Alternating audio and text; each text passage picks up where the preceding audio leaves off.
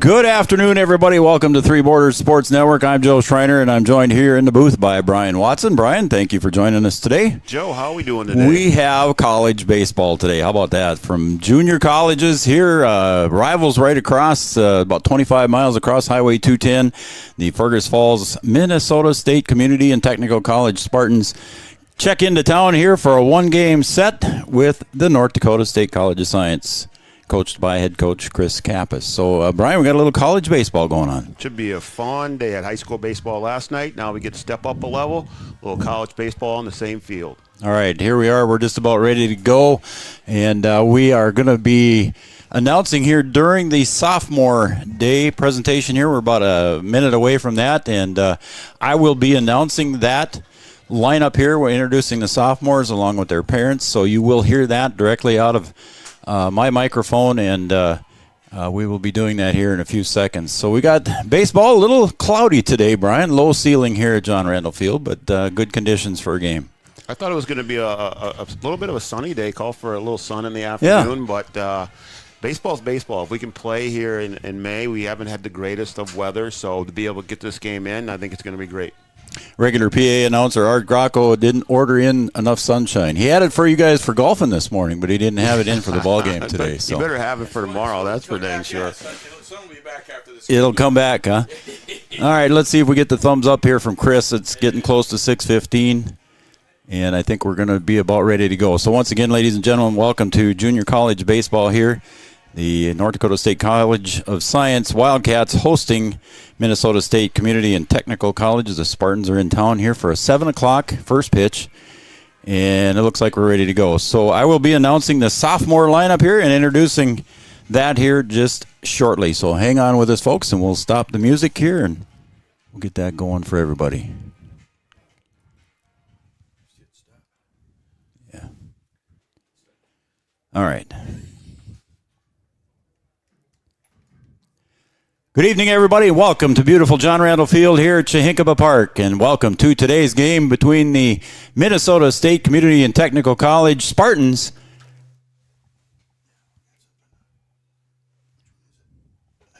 and the home team on the scoreboard, your North Dakota State College of Science Wildcats.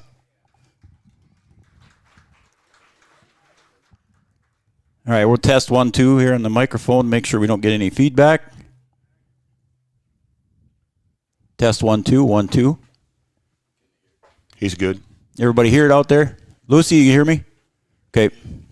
All right, we'll start out here by first introducing the sophomores, and we will do it numerically. First up for the North Dakota State College of Science Wildcats is going to be number 1, Isaac Loosemore.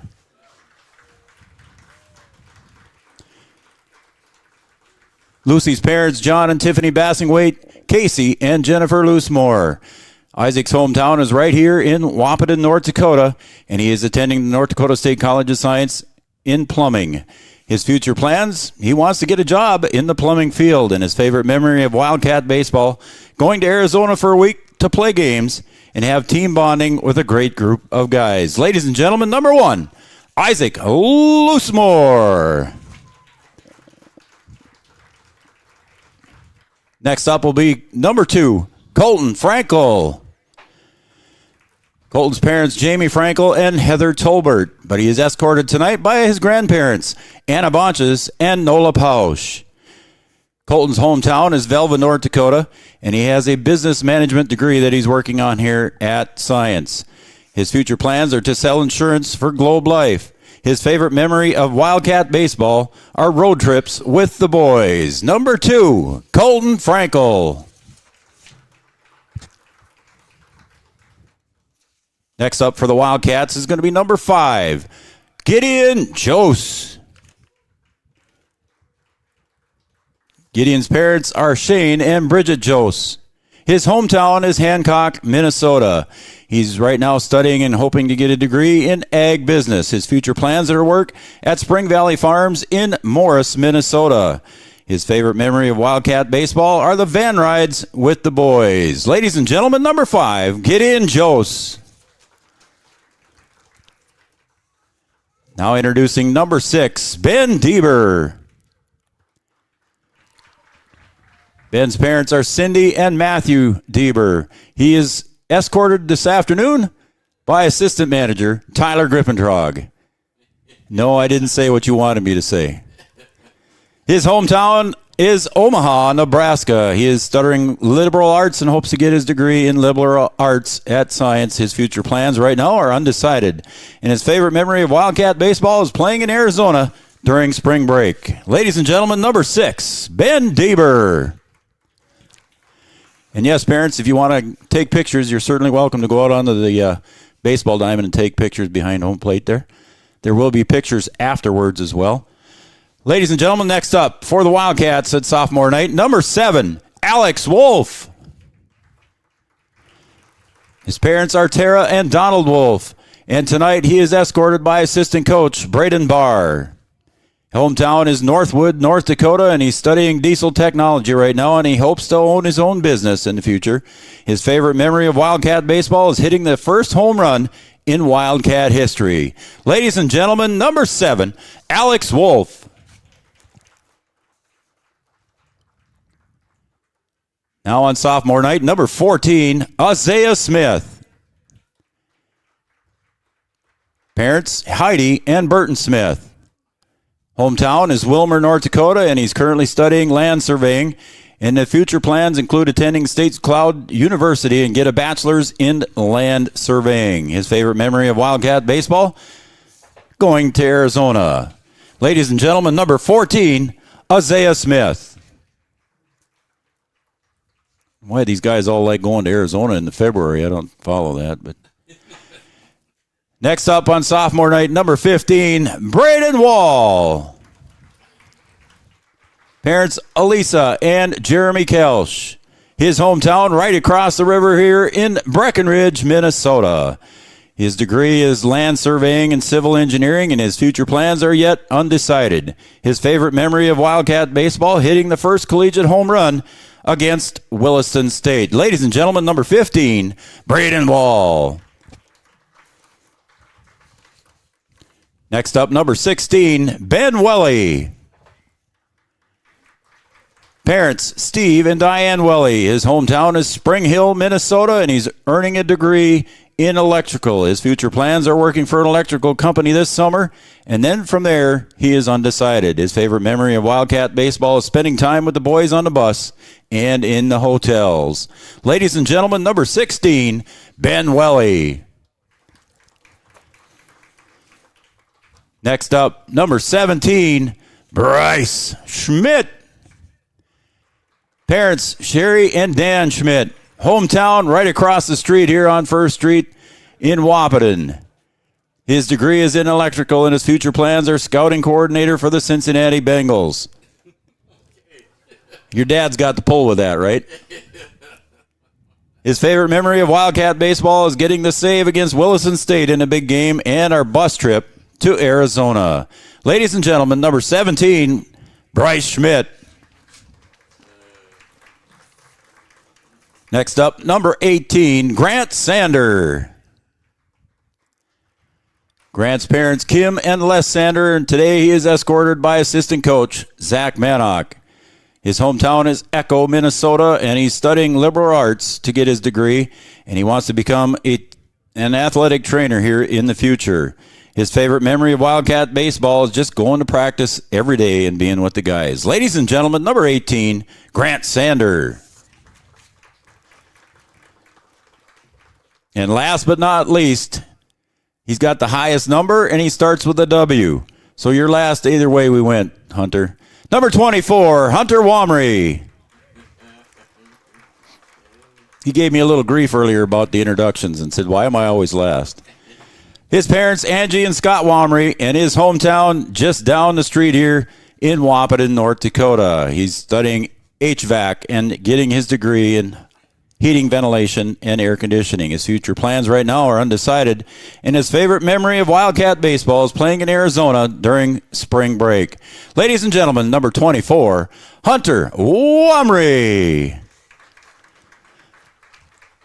All right, ladies and gentlemen, we'll take a few minutes here and to get some pictures with the guys, get the whole group, and a picture with the guys only, and then there'll be a picture with the coaches, and then we'll get started with infield, outfield practice, and from then on. Ladies and gentlemen, your sophomores from the North Dakota State College of Science. Let's give them one last round of applause. Thank you. I'll turn the PA back over to you, Art. All right, there we have sophomore night here, and quite a group there of guys, Brian, and unfortunately, it's the first and only game here at John Randall Field for the spring for these guys. Yeah, with the all the schedule changes with the weather and everything, this turns out to be the first and last home game, and very fitting to have sophomore night, sophomore day here for their home opener. Yeah, it's kind of cool, and it's sad here to be their only game here in their sophomore season. They're the only game that they're going to be able to play here at beautiful John Randall Field. And as you see, the freshman guys are out there now shaking hands with their teammates, and good sophomore crew there that laid a good groundwork for these freshmen coming up. Yeah, they get to be a part of the return of baseball to science school, so something special for them on this first sophomore night, and just some accomplishments within the season, being a new program, getting some wins here early in the second year. So these guys are going to go out on a high note. They're doing some good things, and they're going to finish their career here at science school doing something good. Yeah, we talked to Coach Chris Kappas last year, a couple of coaches shows, and we've talked to him personally, you and I both. He knew that it's going to be a building process, and because there was no recruiting for that first group, and they struggled with wins last year, but they got a few, and some players come out of that, including the sophomore group here that you see.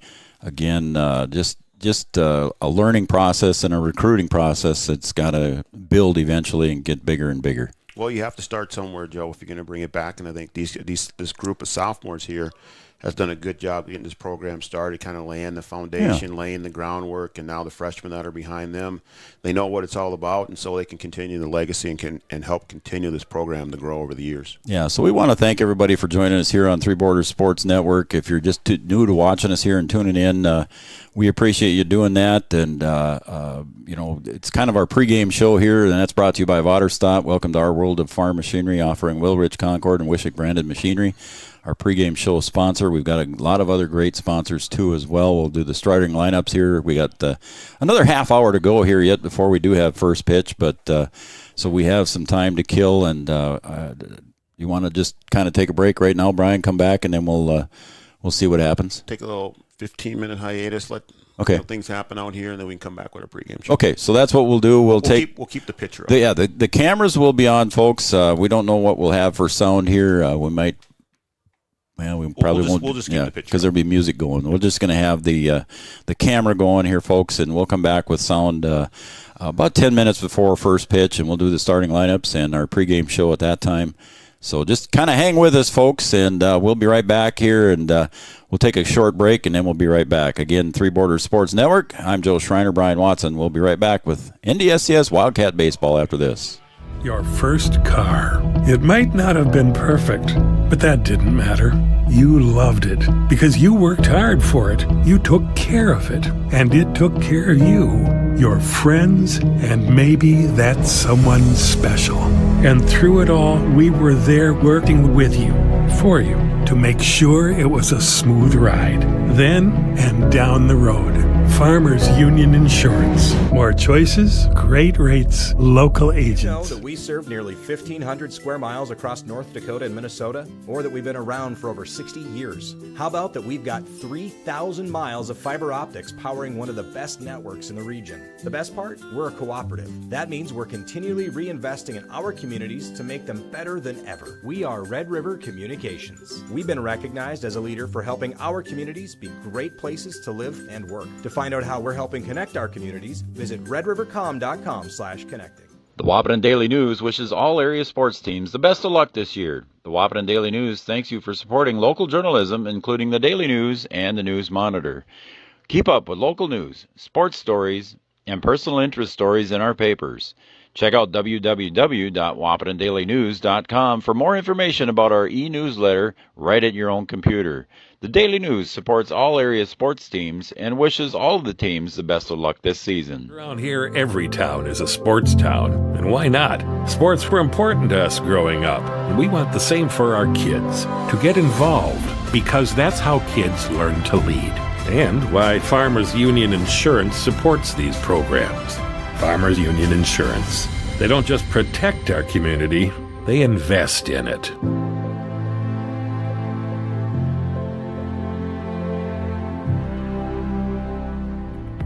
Red River Human Services Foundation provides services to people with disabilities, which enhances their quality of lives and enable them to live, work, and develop relationships in their communities.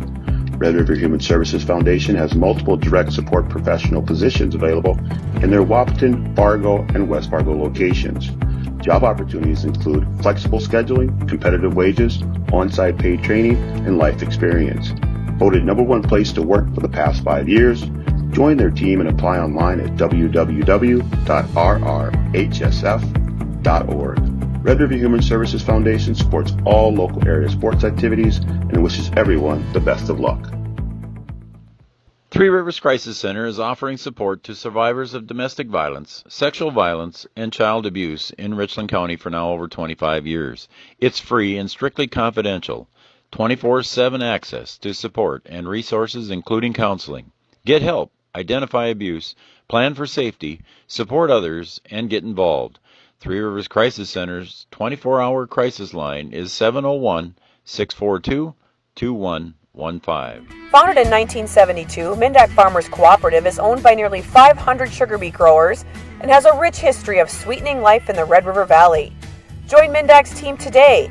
In addition to an excellent pay and benefit package, they are currently offering a $2,000 sign-on bonus for all full-time positions, which includes sugar loader, packager helper, extra gang, and yard person helper. Entry-level starting wage in the factory is $19.73 per hour.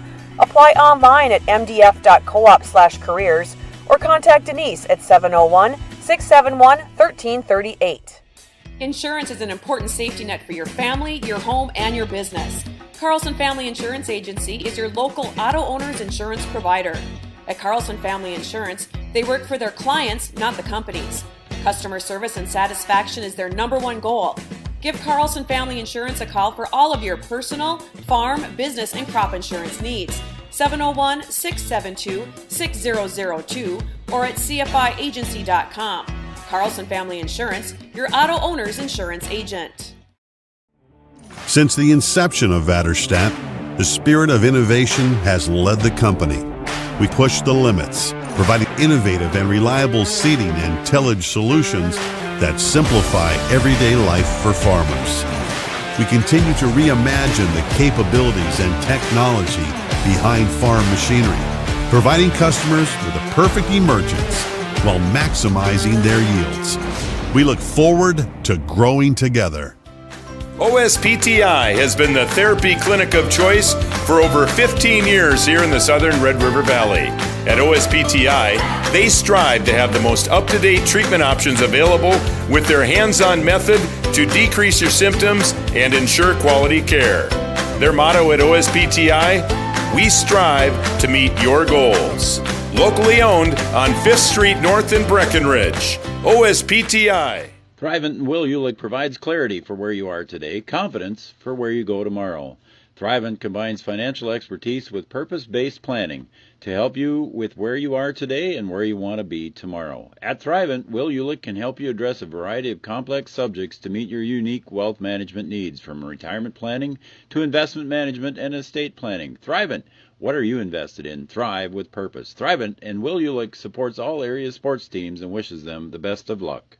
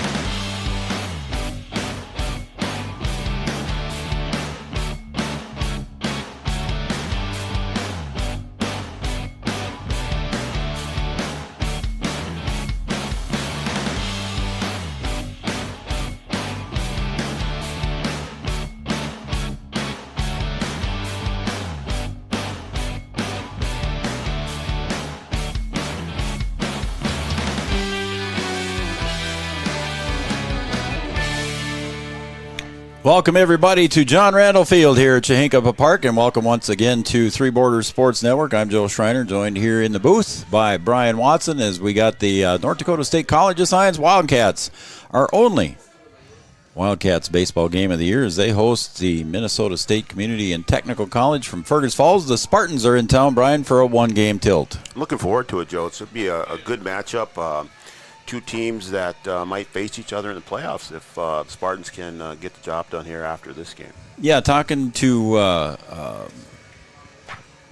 Coach Harding before the game there, Brian, I was talking to him a little bit, and he said that because Science is the only team in North Dakota in Division III, they get the automatic seed into the tournament.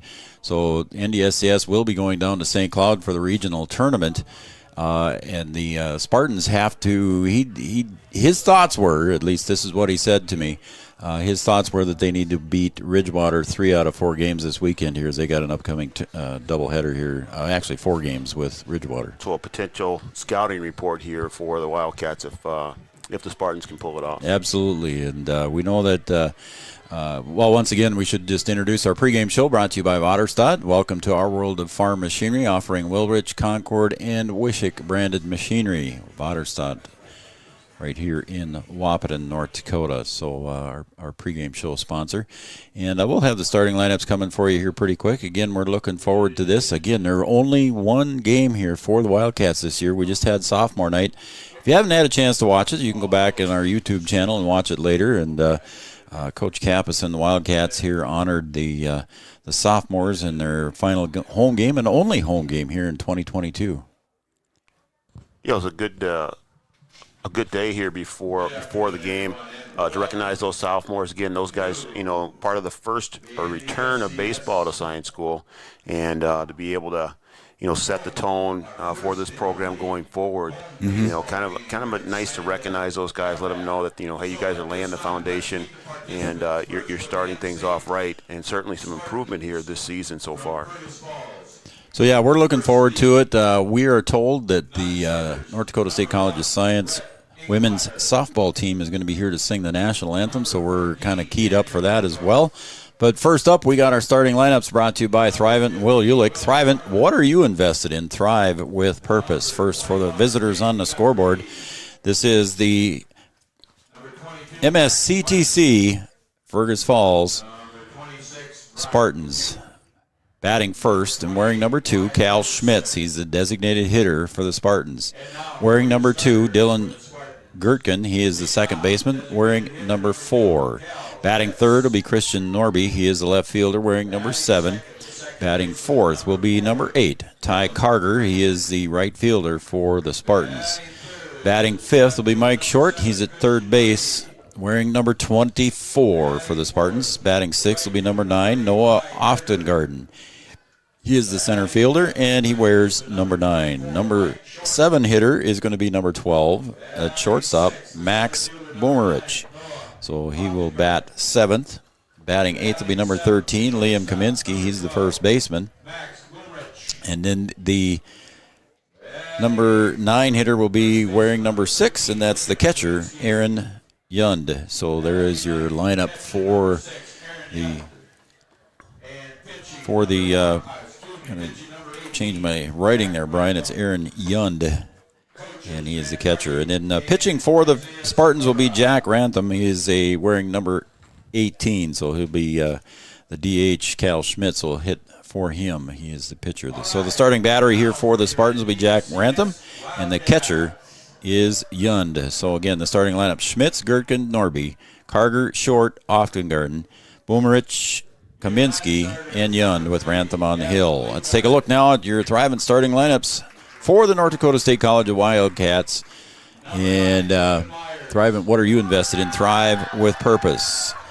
The starting lineups will go as follows for the Wildcats. Batting first, wearing number 1, the left fielder, Wahpeton's own Isaac Loosemore. Loosemore batting first. Batting second will be Grant Mundahl. He's in center field. Batting third will be the starting pitcher. That'll be number 24, Hunter Wamry. Batting fourth will be number 23 at first base, Lauren Jacobson. Batting fifth will be number 6, the shortstop, Ben Deber. Deber batting fifth. Alex Wolf will be batting sixth. He wears number 7 and starts in right field. And number 7 will be number 20. Batting 7th will be number 27, Eric Hecox. He's at third base. Batting 8th will be Colton Frankel at second base. And number 9 hitter will be number 5, Gideon Jose. He is the catcher. So once again, your starting lineups here for the Wildcats will be Loosemore, Mundall, Wamry, Jacobson, Deber, Wolf, Hecox, Frankel, and Jose. So there's your starting lineups for head coach Chris Kappas. And he is assisted by Tyler Grippentrog, Braden Barr, and Zach Manock. So there's your starting lineups for the Wildcats. And I didn't write down the assistant coach's name, did I? Yep, Isaiah Sikora is the assistant coach here for the Spartans. I forgot to mention his name. So there's your starting lineups brought to you by Thrivent. And Will, you like Thrivent? What are you invested in? Thrive with purpose. Your starting lineups here for the Wildcats, as the starting lineups are being introduced here by PA announcer Art Gracco, and we're just about ready for some baseball. Loosemore and Wamry playing their last game at John Randall Field today. You know, it's funny when when both those guys played their last game at John Randall as post-20 players, there was a lot of tears shed. This is the final one. Now this is the final one. So yeah, it'll be interesting to see how those boys react and what happens. Of course, Hunter Wamry getting the start on the hill, and Isaac Loosemore getting the start out in left field.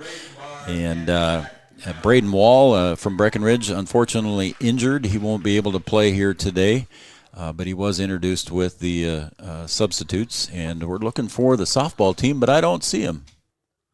Ladies and gentlemen. So we're going to please rise, and we will honor America and our military members, past and present, as we are going to play our national anthem here before the national anthem. Of the national anthem.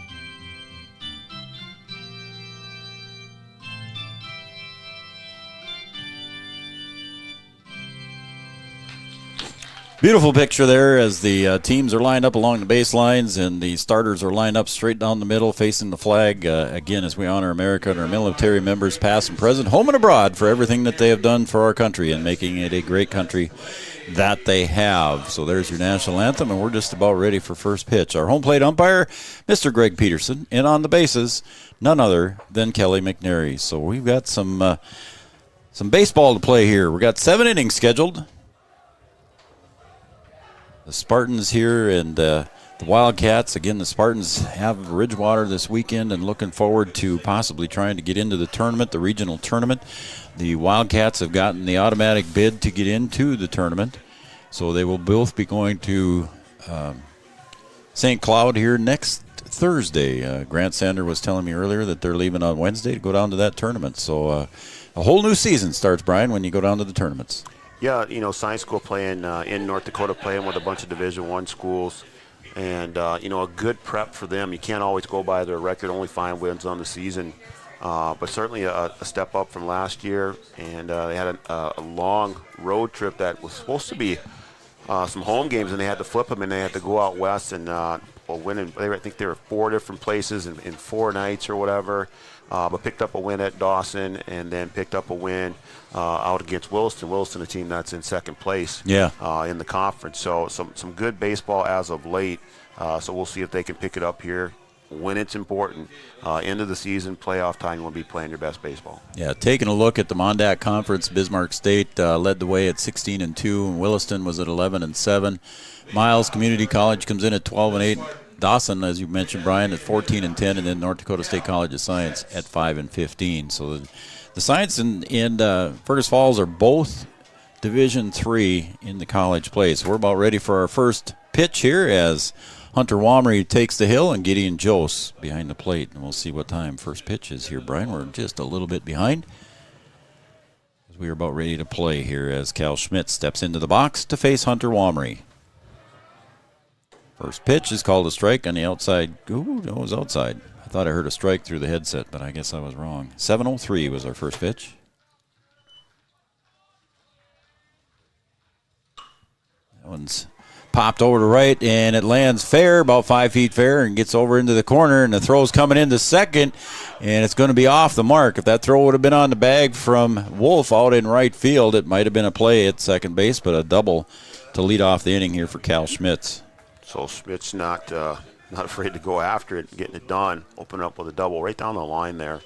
Good hard shot. Hunter throws the ball hard, and he just got a little bit behind the pitch there. And now batting is going to be Dylan Gertkin, the second baseman for Fergus Falls. So Hunter Womry on the hill here.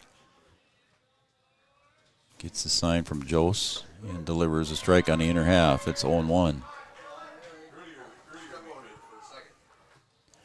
So, Brian, a little bit different day here today. Yesterday we had sunshine and trouble with the third base side, left field side with the sun, and today we got a low ceiling. Yeah, it'll help out the left side of the field for sure. The high schoolers had some problems there with the sun as it went down. Swung on and fouled back, 0-2. So Womry ahead in the count to Gertkin. A little cooler this evening. A little cooler this evening, too. I think we were, 57 degrees, and that's what we're at right now. It says 57 right now here, too. It's so a little different when the sun's It's different out. when the sun's not out. Yeah, that's correct. We do see some blankets out here already. Nice crowd here today, Joe. Very nice crowd for the one and only home game for Science. That one got away from Hunter, was up high and tight there to Gertkin. Dylan Gertkin, the second baseman for the Fergus Falls Community Technical College. Swung on and missed, and Womry gets the strikeout on a swing and a miss. So Hunter taking care of business there after giving up a hit there on the first batter, able to put away the second. So according to my stats that I've got there, Brian, that would be the 22nd strikeout recorded by Womry. I don't know if those stats are up to date. I got them off the internet there, but they might be short a couple. Might be short a few, I would think, because it doesn't show him a win, and I think he got the last win for the college. That one comes up high to the hitter, Christian Norby. He's in the left fielder. Taking a look defensively here for the Wildcats, going left to right from left field to right field is Isaac Loosemore, Mundall, and Wolf in right. Swung on back into the net. Strike one. It's 1-1. And then defensively from third to first for the Wildcats, it's Hecox, Deber, Frankel, and Jacobson. Jost behind the plate. Womry on the hill. Womry probably a little excited out there getting the start in his last sophomore night too. Last ball game here, sophomore night. Swung on and pulled down the third base line for a base hit. It's going to follow the line. Schmitz rounds third, and he's coming home. And not able to make the play out in left field is Loosemore. He throws into second as Norby slides into second safely. So an RBI double there for Norby. Gets the run across, and it's 1-0 in favor of the Spartans. Yeah, hard hit ball right down the line there. Norby putting it right where he needed to, and the run scores easily. That's going to bring up the right fielder now, Ty Carger.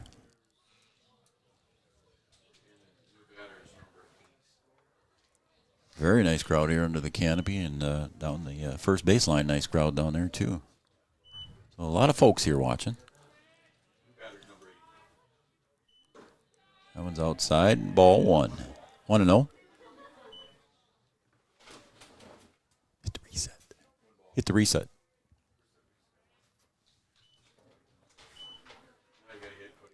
Swung on and fouled away, out of play. It's 1-1 strike.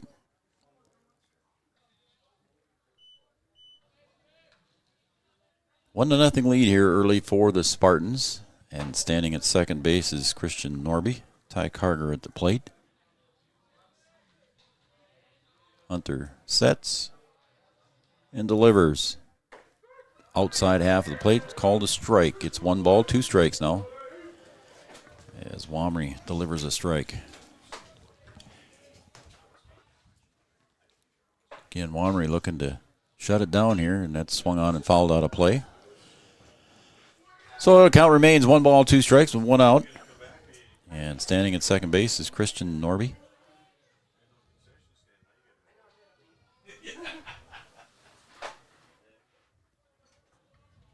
Womry in the set. And delivers. Swung on and missed. Nice pitch on the outside half of the plate, Brian. Yeah, that thing just died there. And a nice strikeout there by Hunter Womry. So 2 strikeouts here for Hunter in the top of the first. There's still 1 run across on a couple of doubles here by the Spartans, but that's going to bring up Mike Short, the third baseman. He's the 5th hitter in the lineup for Coach.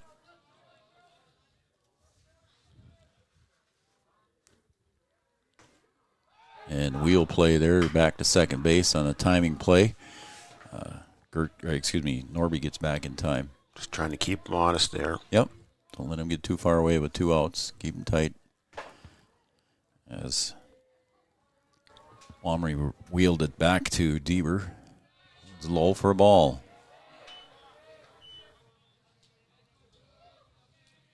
Again, the field in pretty good shape here. A little soft in spots. 1 ball, no strikes. Swung on and missed. Strike 1, it's 1-1. Brings it up with a high heat that time. Yeah, nice looking pitch there.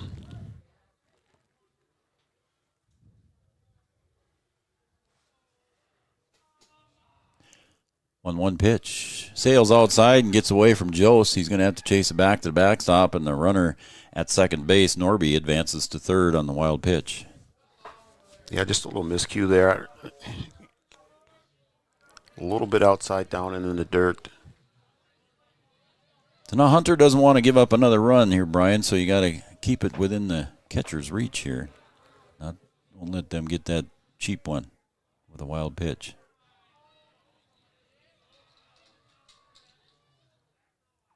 Womry delivers outer half. It's trying to get that ball corner 3 again there. Yep. It's been working for Hunter, so he's just trying to work that corner. 3-1 now. Runner at third base is Norby. The pitch. Just a little bit too low. Didn't get the call. It's ball 4, so Short gets the free pass. Good at bat there by Short. Womry helped him out a little bit with the wild pitch. A good job to get the walk there. Coming up now is Noah Oftengarden. He's the center fielder for the Spartans. He'll bat 6th. Runners at the corners now here for the Spartans. Let's see if Coach Harding sends anybody at first base here. Just outside. Jost makes a nice play there to backhand that one.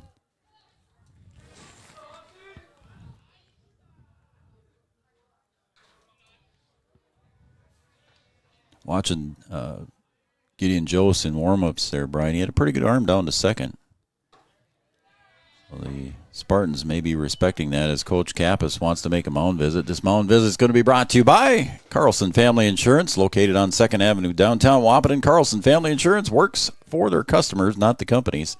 Customer service and satisfaction is their #1 goal. This mound visit brought to you by Carlson Family Insurance. So Chris wants to go out there and just talk to his sophomore pitcher, Brian, and he's had a few conversations with Hunter out there. Yeah, just trying to get out there, just settle him down a little bit, and maybe give him some instructions on exactly what he wants to do and how he wants to pitch to Offengarden here. Yeah, Coach Kappas has not only had Hunter in 2 years here at the college, but he also had him last year as a super senior on the North Dakota State Class A champion Legion squad.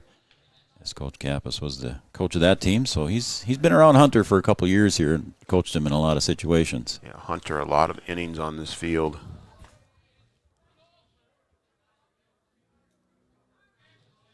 So Womry behind in the count now. 2 balls, no strikes, and that one's just outside again.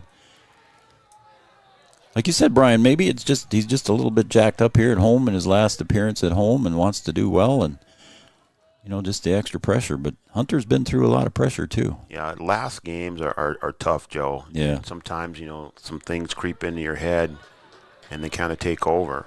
and you just have to kind of settle down and get past it. Mm-hmm. You want to do so well in that last one. You got the strike. It's 3-1 now. And he's facing Noah Oftengarden, center fielder. The 3-1 pitch. He's going to try to pick off, move, and I got him. Yes, he did. Hunter with a nice move. Just coming into the set, wheeled and turned it over and threw it over to the first baseman. Handling at first base is Jacobson, and retires Mike Short on the 1-3 putout, and that is the third out. So Wamry gets out of this one. Oftengarden will be up next here when they come back in the top of the second. But we've got a half inning complete here on the Farmers Union Insurance scoreboard. The Spartans won. The Wildcats coming to bat. Since the inception of Vaderstadt, the spirit of innovation has led the company. We push the limits, providing innovative and reliable seeding and tillage solutions that simplify everyday life for farmers. We continue to reimagine the capabilities and technology behind farm machinery, providing customers with a perfect emergence while maximizing their yields. We look forward to growing together. Your first car. It might not have been perfect, but that didn't matter. You loved it because you worked hard for it. You took care of it, and it took care of you, your friends, and maybe that someone special. And through it all, we were there working with you, for you, to make sure it was a smooth ride.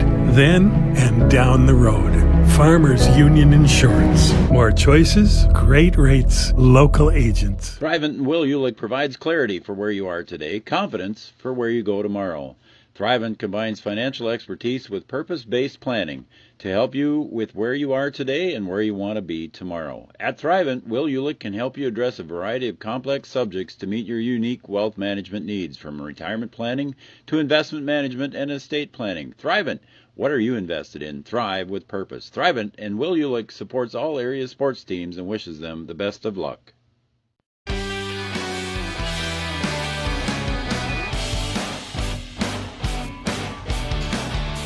Welcome back to John Randall Field here at Chankappa Park, Wahpeton, North Dakota. You got some junior college baseball right now with the North Dakota State College of Science Wildcats coming in at 5-21, and they are hosting the MSCTC Fergus Falls Spartans. They come in at 10-20, and leading off here at the bottom of the first is Wahpeton's own Isaac Loosemore, the left fielder. Isaac leading the team in hitting at .410, Brian. Isaac can really get it done at the plate. We've seen him do a little bit of everything. There's a little dribbler foul down the third base line. With Isaac's speed, he might have been able to beat that one out had it stayed fair. But yeah, we've seen Isaac do some things at the plate. Last year had a few more homers than he does this year right now with 1 home run for Isaac. Good left fielder. Can pitch it too as well. Rantham delivers and swung on and fouled in the box there. Might have hit Lucy's leg there, so he's going to walk it off. And Jack Rantham on the hill for the Spartans, and his receiver is Aaron Yund. I want to thank the folks from Fergus Falls that might be tuned in and watching.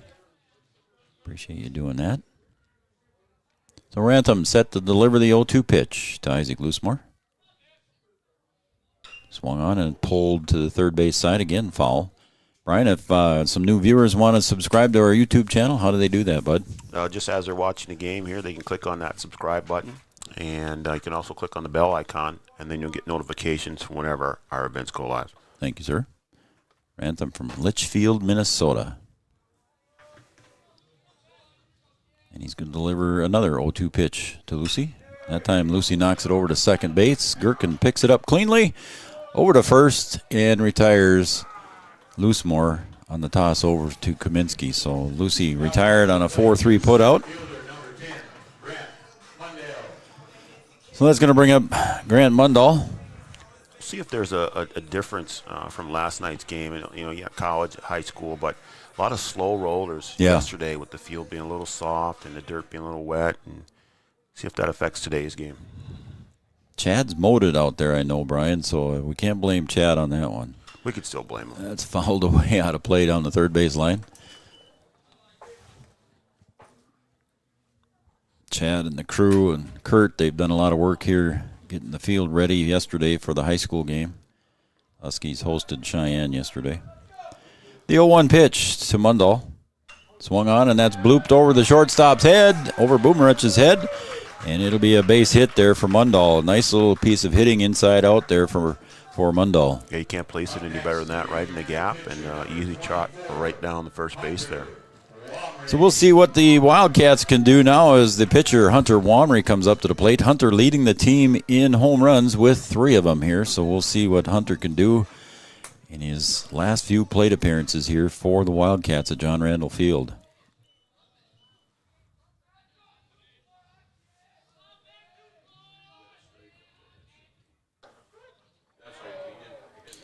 There's an outside corner pitch as Wamry takes that one. It's 0-1.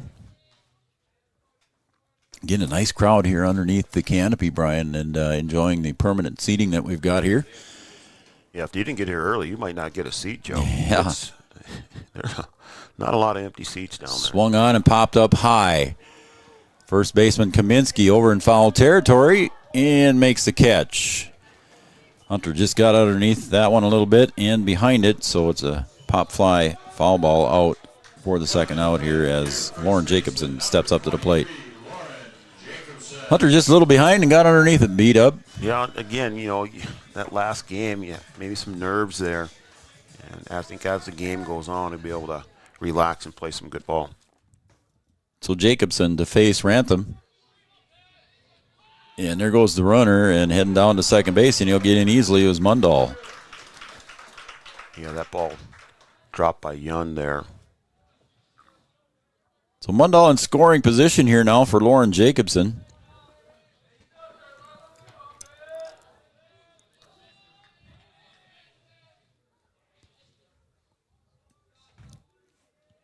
And the pitch from Rantham. Little breaking pitch comes across nicely.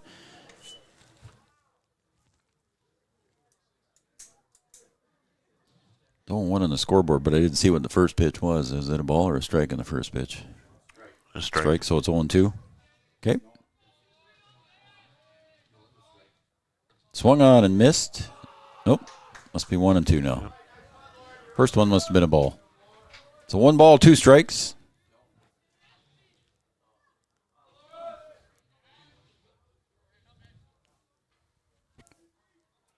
Standing at second base is Mundal. And the pitch from Rantham comes up high to Jacobson. It's ball 2, so now it's 2-2.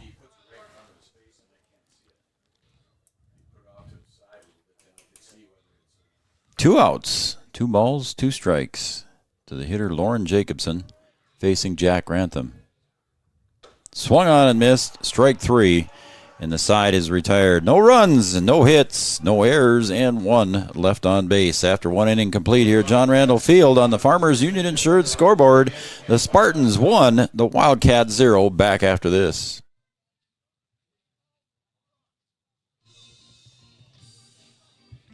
Founded in 1972, Mon-Dak Farmers Cooperative is owned by nearly 500 sugar beet growers and has a rich history of sweetening life in the Red River Valley.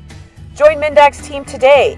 In addition to an excellent pay and benefit package, they are currently offering a $2,000 sign-on bonus for all full-time positions, which includes sugar loader, packager helper, extra gang, and yard person helper. Entry-level starting wage in the factory is $19.73 per hour. Apply online at mdf.coop/careers or contact Denise at 701-671-1338.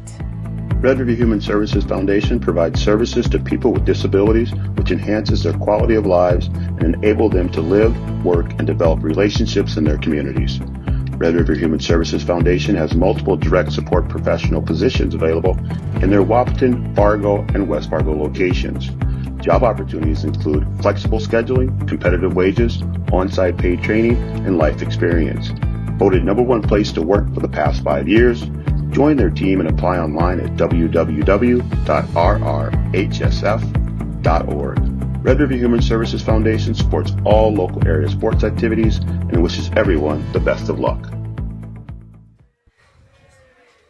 All right, we're back for the top of the second here on Three Borders Sports Network, and leading off the top of the second, picking up where he left off there with a new count, is Often Garden. He'll ground to short, picking that one up for the Cats is Deeber. He'll get it over to first base in time to Jacobson, making a nice scoop over there, Brian, and a nice play there from Deaver to Jacobson for the out. Jacobson doing a nice job of digging that one out of the dirt, and Deaver doing a good job of staying with it, taking his time, making the throw.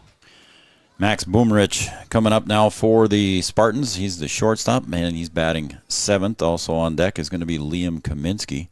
So left-handed hitting Max Boomerich steps up to the plate, and he'll punch that one off to the left field side toward the that one got stuck in the fence out there. Don't see that very often there as that got wedged into the chain link fence out there. Fan retrieves it, gets it back in. So the count's 0-1 now to Boomerich.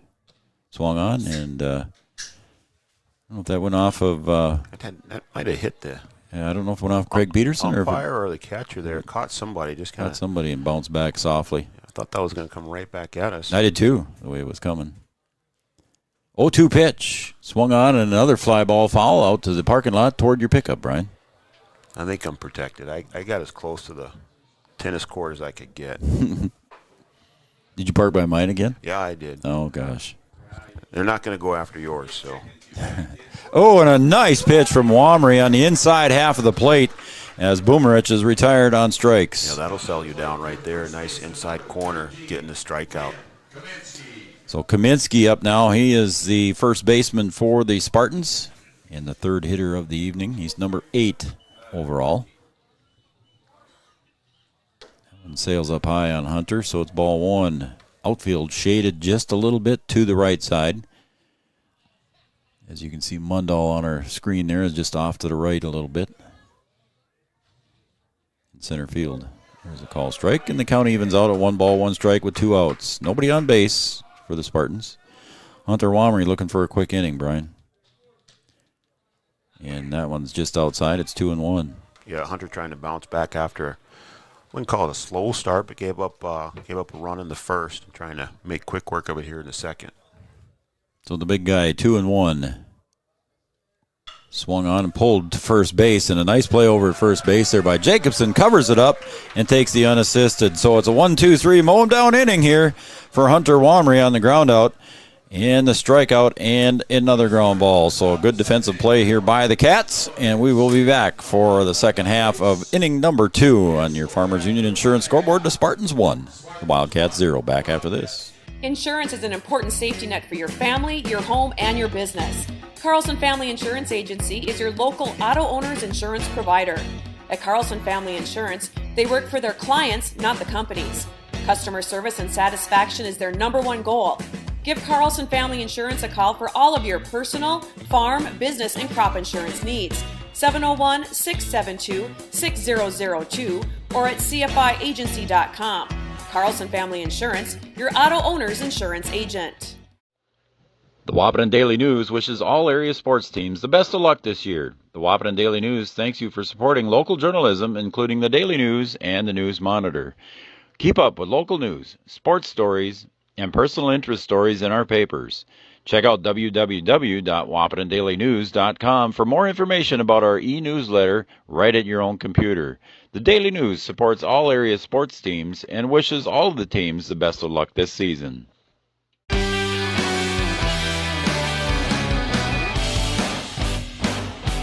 Welcome back to Three Borders Sports Network. I'm Joe Schreiner, Brian Watson here. Bottom of the second. The Wildcats trail 1-0.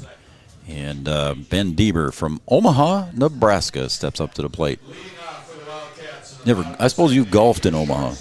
I haven't golfed in Omaha. I've been to Omaha, though. Yeah, I've been there. That's an old NCC stop for us up at the Harvard of the North, you know. Oh, yeah, that's right. Yeah, you played basketball there. Yeah. So we went down and played University of Nebraska, Omaha. Sure you did. So Harvard of the North. You've been up to Harvard of the North? I've been around there. Okay, all right. Yep. Call strike. It's 0-2 now to Deaver. Deaver, Wolf, and Hecox up for the Wildcats here in the bottom of the second. The good days up there, Harvard of the North. I'm sure they were. A lot of memories, huh? Yeah. Yep. Rantham delivers the 0-2 pitch, swung on, hit to second base. Gherkin over, gets it over to Kaminsky in time to retire Ben Deaver. So the first out is recorded on the 4-3 putout. Yeah, nice play there by Gertman. So that's going to bring up Alex Wolf from the big city up north of Northwood, North Dakota. So up there by Harvard of the North. That's right. Good things come from there, Joe. Yes, they do. Rantham delivers a swing and a miss there to Alex Wolf, strike one. Alex would have been about the age group, I'm guessing here. Northwood came down here and played in the Central Plains tournament, I think, a couple of years ago. So he might have been in that group as he takes outside ball one. I'm just guessing here, folks. I don't know that for sure. So Rantham set to deliver to Yund. At the plate is Wolf. That's outside and gets away there from Yund. So it's 2 balls, 1 strike. We're in the bottom of the second. Nobody on here, 1 out. Yeah, that ball did a little dance in the dirt there. Mm-hmm. Yeah, Yund tried to backhand that one right up his arm back to the backstop. Again, low and outside. Ball 3 now, so ahead in the count is Alex Wolf for the Wildcats, looking to be the second runner here for the Cats.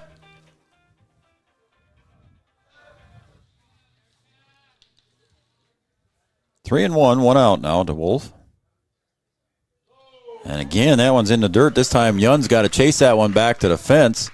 I don't think Wolf's going to take off for second, but again, another pitch just like the last one there, Brian, where it hit the dirt and rolled right up Yund's arm. Yeah, Rantham just didn't look comfortable in those last 3 pitches. You know, they were all in the same spot. The first one was short, and then, 2 more right behind it, just kind of diving away there. Eric Hecox, third baseman, steps up for the Cats now with the runner at first base and Alex Wolf. Rantham delivers. Again, outside there. Wasn't in the dirt that time, but it was, again, outside pitch. No, I don't know. It just seems like he just doesn't feel comfortable after that first one hit the dirt. And all of them finding the same spot there. We'll see what happens on this pitch as Rantham delivers. That time he come across the plate with it. Teeing off on it was Hecox, but it's hit to third base and just inside fair territory. Short makes the catch. So a fly ball out to third base for Hecox. And that will bring up Colton Frankel, the second baseman from Velva, North Dakota. Colton Frankel has relatives here in Wahpeton and a bunch as his grandma walked him out during the sophomore recognition. So Colton Frankel at the plate. 2 outs. I know that Bonch's name. Yeah, you know that name. A lot of people in this area do know the Bonch's name. Swing and a miss, strike 1 to Colton. 0-1.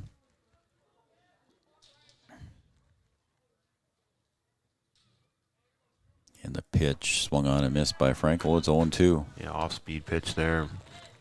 Frankel chased it. Due up next for the Wildcats is Gideon Jost, the catcher, if Frankel can reach. 0-2, 2 outs. And the pitch from Rantham. Swung on and missed. Strike 3, and that retires the side. No runs, no hits, no errors, and 1 left on base for 2 innings complete here at John Randall Field. On the Farmers Union Insurance scoreboard, the Spartans 1, the Cats 0. We'll be right back with inning number 3 right after this. OSPTI has been the therapy clinic of choice for over 15 years here in the southern Red River Valley. At OSPTI, they strive to have the most up-to-date treatment options available with their hands-on method to decrease your symptoms and ensure quality care. Their motto at OSPTI, we strive to meet your goals. Locally owned on 5th Street North in Breckenridge. OSPTI.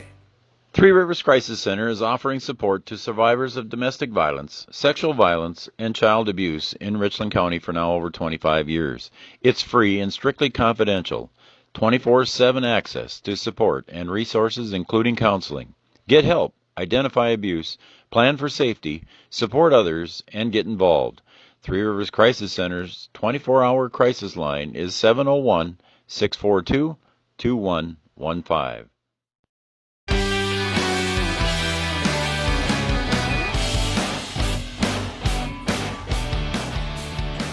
Well, guess who? One of our regular viewers chatted a little bit and said hi to Brian and Joe. And Chad, of course, watching and tuned into Three Borders Sports Network. So thanks, Chad. The field looks pretty good, buddy. Yeah, I was going to say, Chad, the field's looking very nice tonight. Yes. So lights come on here at John Randall Field as the sun's setting in the west. You got the heat on tonight, too. I did turn the heat up a little bit for you. That. I did turn it up last night. Yeah, that makes me happy, that's for sure. Yeah. So Womry delivers and hit the backside of the helmet there on the number 9 hitter, Aaron Yund. So not what Hunter wanted to do to the number 9 hitter is beat him. No, not after a 1-2-3 inning in the last. Right. He wanted to try and keep rolling there. And now he finds himself back at the top of the order here for the second time. Courtesy runner at first base, number 28, Wyatt Halverson from Haydenville, Minnesota, steps in for Yund at first base. And now at the plate is the leadoff hitter here in the top of the third is going to be Cal Schmitz. He's the designated hitter. So courtesy runner at first, number 28, Wyatt Halverson, Schmitz at the plate. And another being there, so not what Hunter wants to be doing here. Not on purpose for sure. Not a tough one there. That one just got away. Yep. And Craig Peterson going to go out and try and settle Hunter down a little bit. Yep. Tell him, hey, just keep going here. Just relax. You know, it wasn't on purpose. Nope.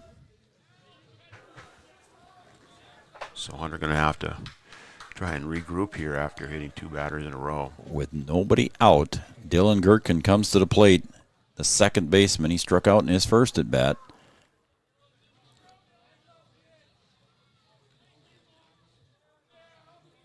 And the first pitch from Hunter in the dirt. And making a break there for third was the courtesy runner Halverson, but decided better of it to stay put on Gideon Jose. Yeah, I think Hunter's a little rattled right now. Yeah. It's too bad that happened there with the number 9 hitter and then the number 1 hitter. See if he can work his way out of this. And a wheel play back to second. And again, Halverson might have been hit close to the helmet there, as that one throw was right on the bag, on the inside of the bag, and he slid right into it. Yeah, kind of bang, bang. They got there right at the same time. Hit him in the shoulder, he said. Yeah. Yeah, he just tapped on his shoulder, indicating he got hit on the shoulder. It was close to the head area. And again, it's just where the ball ended up and where the runner Halverson ended up at the same time. Ball was in the right place, right there for the tag. And he just beat it there. Womry delivers. That one's outside. Ball 2. Coach Kappas is going to come out here on this mound visit, brought to you by Carlson Family Insurance, located on 2nd Avenue in downtown Wahpeton. Carlson Family Insurance works for their customers, not the companies. Customer service and satisfaction is their number one goal from Carlson Family Insurance. So again, 2-hit runners or 2-hit batsmen here by Hunter Womry. Coach Kappas wants to go out and make sure that his sophomore, Hunter Womry, is feeling okay and make sure that his head is in the right position. Yeah, you like to see him kind of work his way out of this. Tough to have two batters hit in a row here, but you've just kind of got to put it behind you, relax, get back to what you do. You know, you can throw strikes and just go back to work. So Coach Kappas concludes his conversation, as we do have somebody warming up in the bullpen for the Wildcats. So we'll see what happens here as Hunter is behind in the count now to Dylan Gherkin. Again, Gherkin struck out in his first at bat in the first inning. Infield fly rules in effect with 2 runners on, first and second. So the hitter is automatically out if the umpire calls it an infield fly. There's a strike on the outside half, so good conversation and a good break there to slow Hunter down a little bit and let him think about it by Coach Kappas. 2-1 to Gherkin. Nice if Hunter can get a strikeout here for the Wildcats, and squaring up on that one, and it's a called strike 2. So Gherkin now falls even in the count to Hunter Womry as Gherkin squared up for that one. Not a bad move there by Coach Harding to try and get 2 in scoring position. There's a fly ball to right, going back to chase that one is Wolf. He's going back, still trotting back, and it goes over his head. Got to the warning track, and it bounced out of his glove, and the throw comes in. Both runners had to hold up So it's going to end up bases loaded here on that long single by Gherkin. That's one where you just kind of get crossed up, Joe. Yep. You're not in a full sprint. You're not backpedaling. You kind of get your legs going almost in a shuffle, and then you reach back and just not able to get it, just to mistime it there. Yep. And a tough play out there in right field. Inside out swing from that right-handed hitter is going to make that ball slice a little bit on you. I know what a slice is, man. I've seen that on the golf course. Yeah, you've seen that. Now batting Christian Norby. Full bases here. No room at the end, as we said. And there's a ground ball to first. We got it to Jacobson. Back from Jones. Back to Jacobson. Double play. Nice play by the Cats to get themselves out of a hole here with bases loaded and nobody on. Yeah, or bases loaded, nobody out, excuse me. So a nice play from the Cats. Yeah, just well done there, Joe. Just going right to home. Textbook, buddy. And then right back to first. And the runner not able to beat it out. So helping the cause right there. That's what you do in warm-ups to create that kind of a play. So that's what your I.O. is all about. You practice that time and time again. Yeah, Jacobson didn't even miss a beat there. Swing and a miss. It's strike. 0-1 now to Ty Carter, the number 4 hitter. So the Wildcats got out of that one, Brian, as the number 4 hitter comes up here with still 2 runners on. Still got some work to do here. Yep. That one's outside. If Hunter can get out of this one, Brian, he's got to feel pretty good about getting out of this inning with no runs. Yeah, I would say you after the first 2 hit by batters. Yeah, you go back in the dugout and you say, okay, I got it going now. Yep. Now when he lets up on that one, ground ball to second. Frankel picks it up, gets the easy out to first, over to Jacobson, and retires the side. So Hunter Wamry and the Wildcats escape a little bit of danger. Bases loaded, nobody out. And he gets out of it with 3 straight outs. And that retires the side after 2.5 here. We're going to the bottom of the third. Spartans 1 and the Wildcats 0 back after this. Insurance is an important safety net for your family, your home, and your business. Carlson Family Insurance Agency is your local auto owner's insurance provider. At Carlson Family Insurance, they work for their clients, not the companies. Customer service and satisfaction is their number 1 goal. Give Carlson Family Insurance a call for all of your personal, farm, business, and crop insurance needs. 701-672-6002 or at cfiagency.com. Carlson Family Insurance, your auto owner's insurance agent. Did you know that we serve nearly 1,500 square miles across North Dakota and Minnesota? Or that we've been around for over 60 years? How about that we've got 3,000 miles of fiber optics powering one of the best networks in the region? The best part? We're a cooperative. That means we're continually reinvesting in our communities to make them better than ever. We are Red River Communications. We've been recognized as a leader for helping our communities be great places to live and work. To find out how we're helping connect our communities, visit redrivercom.com/connecting.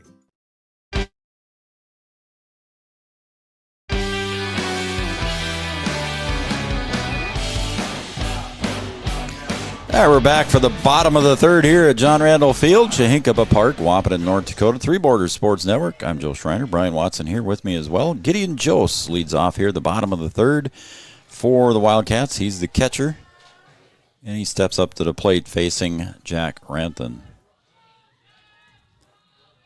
Rantham sets and delivers. Overhand pitcher delivers a strike.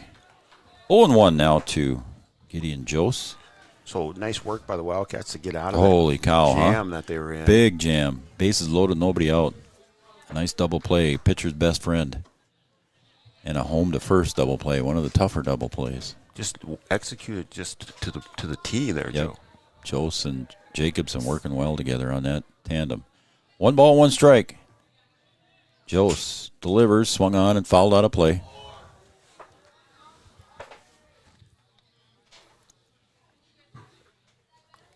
So it's going to be 1-2 count here to Gideon Jose.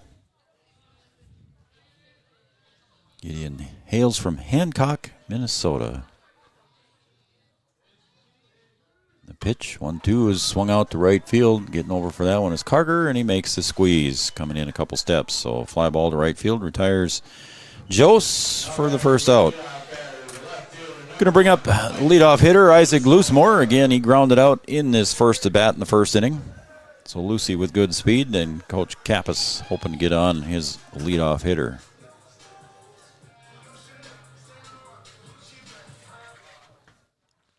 Wildcats picked up a nice 2-1 win on April 30th out in Williston, Brian, and I believe that was a win by Hunter Womry.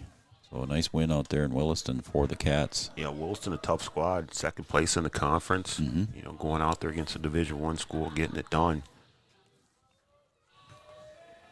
They swept Dawson Community College on the 29th, and that one's grounded between short and third. Nice play at third there by Short, and over to first base, and the first baseman, Kaminsky, drops it, and they're going to call that a hit. So we'll give Lucy the credit there because that was hit deep in the hole, so we'll give Lucy a credit for the hit. Lucy showing those wheels that he has.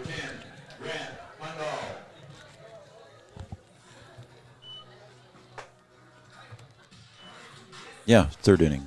Yeah, we're in the third inning here. I think the scoreboard shows 4, yeah. I've only got 3 in my book, so. I thought so. I made a change based on the scoreboard because, you know, I have a tendency to. That one's fouled back there. If the net wouldn't have been there, Brian, we might have been catching that one here in the press box. Yeah, if we'd have been on the other side of the river, that might have been in the press box. Yeah, Art would have been protected us, so Art was there. Yes. 0-1 now to Mundall. He singled in his first at bat. Looking to move Lucy over. Swung on and missed there by Mundall.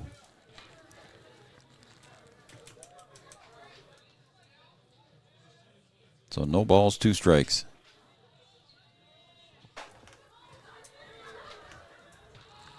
Mundall set. Delivers from Rantham, and it's low and in the dirt. It's ball 1. I was going to say, it looked like it hit the dirt. We're kind of blocked from our vantage point. Yeah. Good stop there by Yund.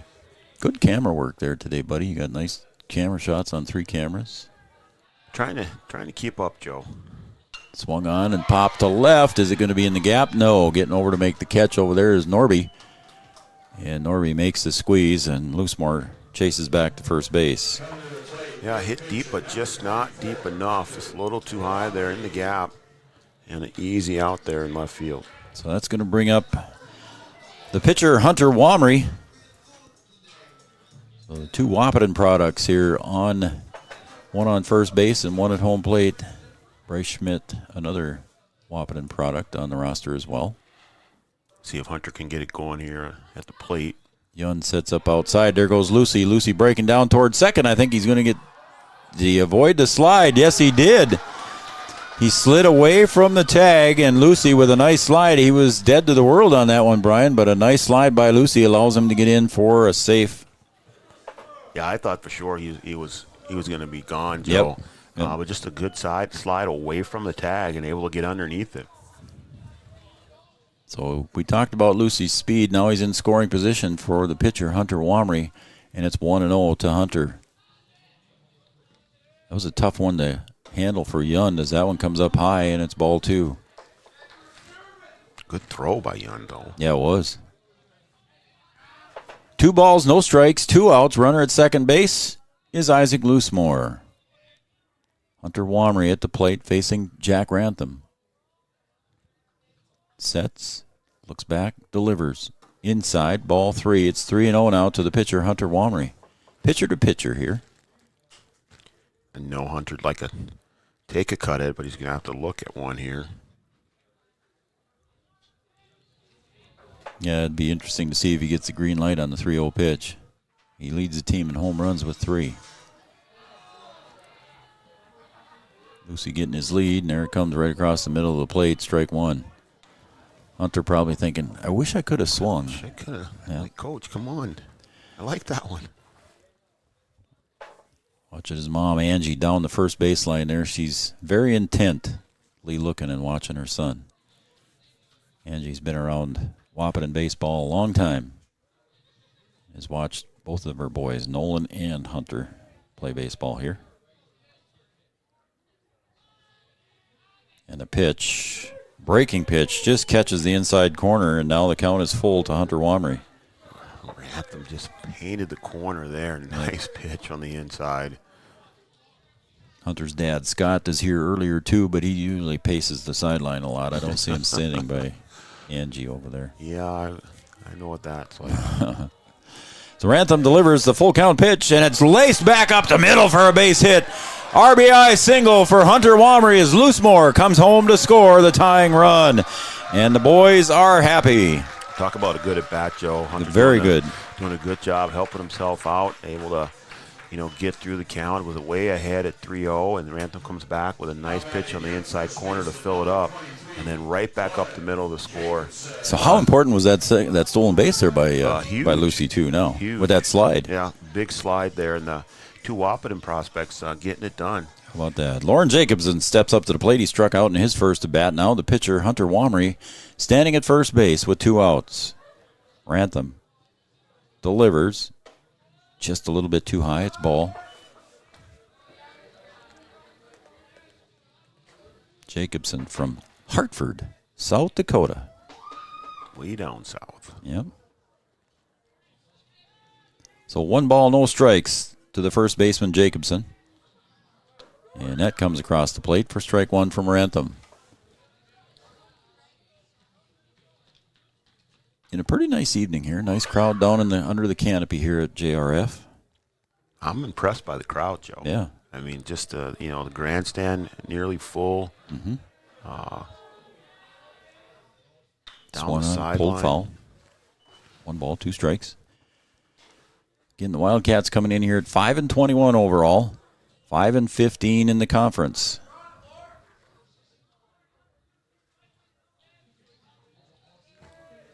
Scored 112 runs so far in 26 games.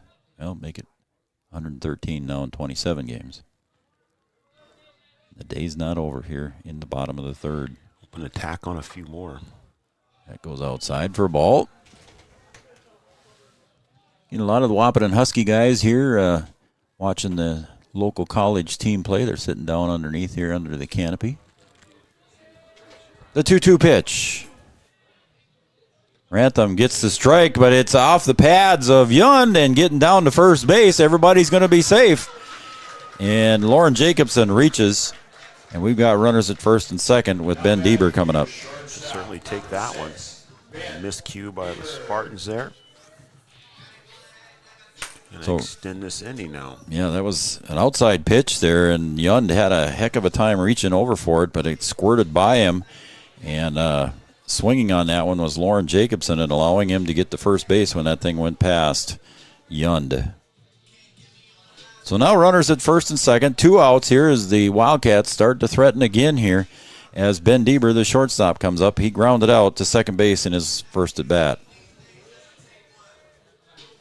Again, just 1 game here tonight.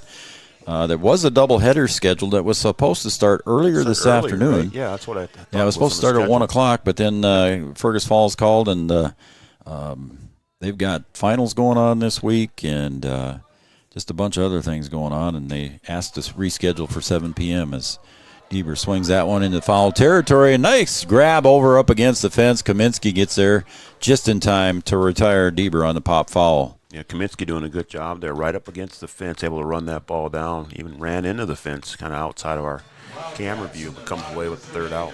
But the Huskies, there I did it. I know. The Wildcats there it is. Score 1 run on 2 hits, and they leave 2 on here after 3 innings complete here at John Randall Field. We're tied at 1. Thrivent and Will Ulick provides clarity for where you are today, confidence for where you go tomorrow. Thrivent combines financial expertise with purpose-based planning to help you with where you are today and where you want to be tomorrow. At Thrivent, Will Ulick can help you address a variety of complex subjects to meet your unique wealth management needs, from retirement planning to investment management and estate planning. Thrivent, what are you invested in? Thrive with purpose. Thrivent and Will Ulick supports all area sports teams and wishes them the best of luck.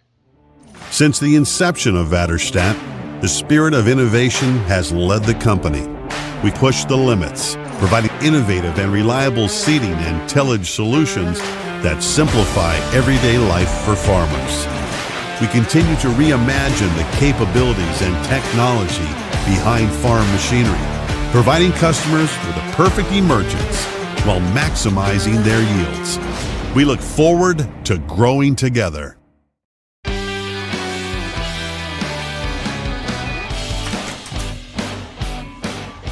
Bottom of the third, Wildcats come back and get one here to tie it up. We're going to the top of the fourth here And the Spartans bringing up the 5, 6, 7 hitters with Short, Oftengarden, and Boomerich. So there's your lineup coming up for the Fergus Falls Spartans.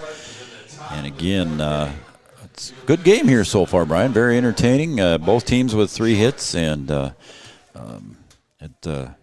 moving right along, too. Yeah, the Huskies, I did it again. The Wildcats have left 4 on base so far, and the Spartans have left 3 on base. That one's right back up the middle, and Hunter Wamry stabs that one out of midair over to Jacobson for the out, as Short is retired on the ground ball to the pitcher. Nice play by Hunter. Wamry doing a little bit of everything. Yeah, 1 pitch, 1 out, 1 RBI. He's doing it all. Now up for the Spartans is going to be Noah Oftengarden. He grounded out to shortstop in his last at-bat.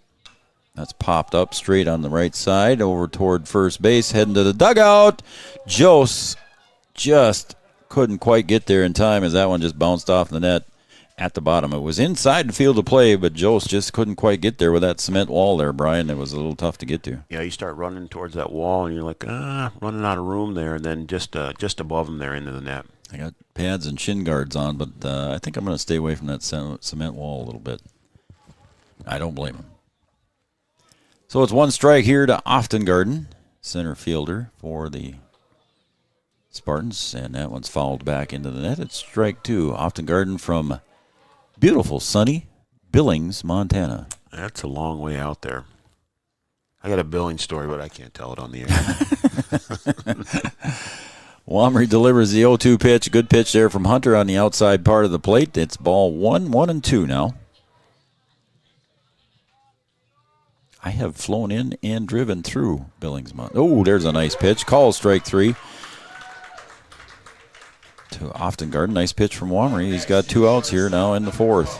I have made a long road trip out to Billings when I played at Minot State. And let's just say it's far. I think you told me that story about Billings. It's a good one, that's for sure. Boomerich steps up to the plate here, and he fouls that one over toward the batting cages for strike 1. I got lots of stories, Joe. Oh, I know you got stories. Not all of them can be shared. Nope. Boomerich hails from St. Paul, Minnesota. That one comes up high and inside. It's ball 1-1-1. And, of course, in the 3rd inning to start the inning off there, Hunter was a little bit high and tight to his first 2 hitters and beamed him. So Hunter settles down. There's a pop fly to center field.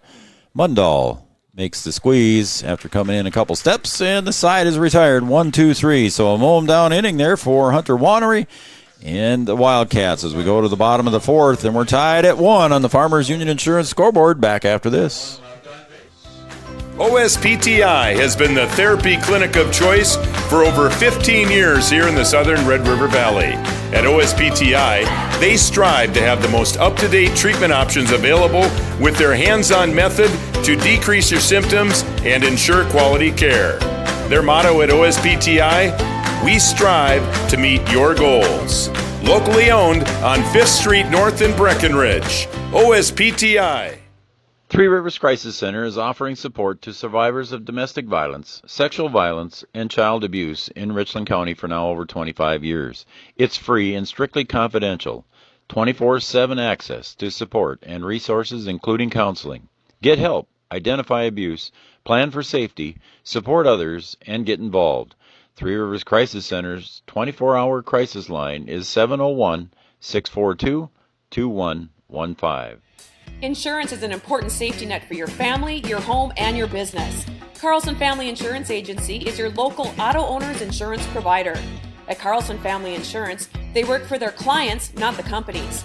Customer service and satisfaction is their #1 goal. Give Carlson Family Insurance a call for all of your personal, farm, business, and crop insurance needs. 701-672-6002 or at cfiagency.com. Carlson Family Insurance, your auto owner's insurance agent. Did you know that we serve nearly 1,500 square miles across North Dakota and Minnesota? Or that we've been around for over 60 years? How about that we've got 3,000 miles of fiber optics powering one of the best networks in the region? The best part? We're a cooperative. That means we're continually reinvesting in our communities to make them better than ever. We are Red River Communications. We've been recognized as a leader for helping our communities be great places to live and work. To find out how we're helping connect our communities, visit redrivercom.com/connecting. Did you know? All right, we're back here at John Randall Field, and the first pitch delivered to pinch hitter, number 25, Trevor Etzedy. Fouls that one back out of play, and Etzedy to face Jack Rampton. And the pitch outside, it's ball one. So it's 1-1 now to the pinch hitting Trevor Etzedy. We'll see if he goes in defensively here for the Cats in the top of the fifth, as we are now currently in the bottom of the fourth. Rampton delivers, swung on and missed. Kind of a excuse me type of a swing from Etzedy there. Wasn't too sure about that one, as it was kind of a breaking pitch on the outside half of the plate. 1 ball, 2 strikes to Etzedy. Rampton set to deliver. Comes up high. It's 2-2. 2 balls, 2 strikes.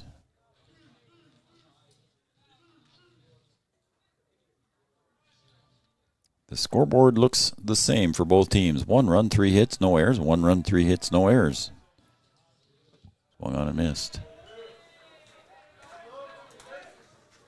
So it's a full count. Excuse me, it's a full count now to Etzedy.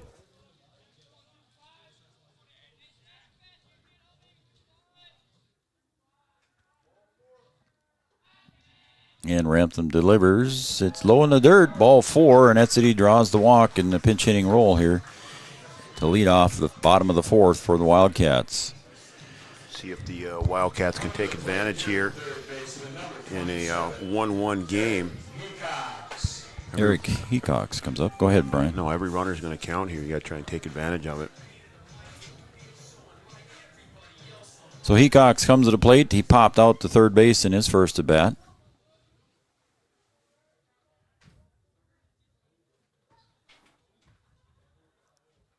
That doctor tuned in and watching. Pop fly to the left field side. Nice play behind third base there by the shortstop, Boomerich, making the coverage over there on the left field side. That might be a good idea, Joe. What do you think? Huh? All right, we got a message from Matt. Doctor Matt, we're going to get that up to speed for you. How's that? And we have another pinch hitter here, Brian. I got a lot going on over here. I know, you're always busy, man. Evidently, updating the score is not one of them. Isaiah Smith steps into the plate area here for the Huskies. Pinch hitting here, and he grounds to third, picked up over there by Short, over to second to Gherkin for 1, and the throw is high over at first base. So reaching on the fielder's choice was Isaiah Smith. Well, Matt had my back yesterday, so I appreciate the help. So Short makes a nice play over to Gherkin at second base to retire Etzedy over there at second base and get the lead runner, and got 1 out. So now there are 2 out for the Wildcats here in the bottom of the fourth. Gideon Jose at the plate. Oh, another pinch hitter here coming in. All right, so Devin Swerman. Number 19, Devin Swerman at the plate. Swerman from Alexandria, just down the road, and he pops it right back to Rampton, and Rampton over to Kaminsky to retire the side. So the side is retired, and the Wildcats strand 1 on base here, and that will be the end of 4 innings of play. On the Farmers Union Insurance scoreboard, we are tied at 1. We'll go to the 5th right after this. Your first car. It might not have been perfect, but that didn't matter. You loved it because you worked hard for it. You took care of it, and it took care of you, your friends, and maybe that someone special. And through it all, we were there working with you, for you, to make sure it was a smooth ride. Then and down the road. Farmers Union Insurance. More choices, great rates, local agents. Founded in 1972, Mon-Dak Farmers Cooperative is owned by nearly 500 sugar beet growers and has a rich history of sweetening life in the Red River Valley. Join Mon-Dak's team today. In addition to an excellent pay and benefit package, they are currently offering a $2,000 sign-on bonus for all full-time positions, which includes sugar loader, packager helper, extra gang, and yard person helper. Entry-level starting wage in the factory is $19.73 per hour. Apply online at mdf.coop/careers or contact Denise at 701-671-1338.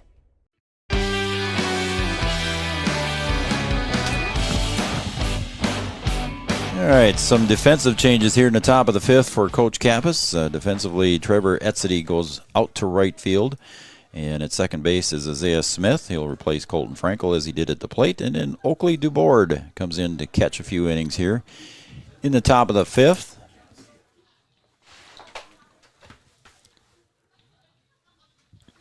And swung on and missed here by the hitter for the Spartans is going to be number 8 hitter Liam Kaminsky. Swung on and missed, and it's strike 2.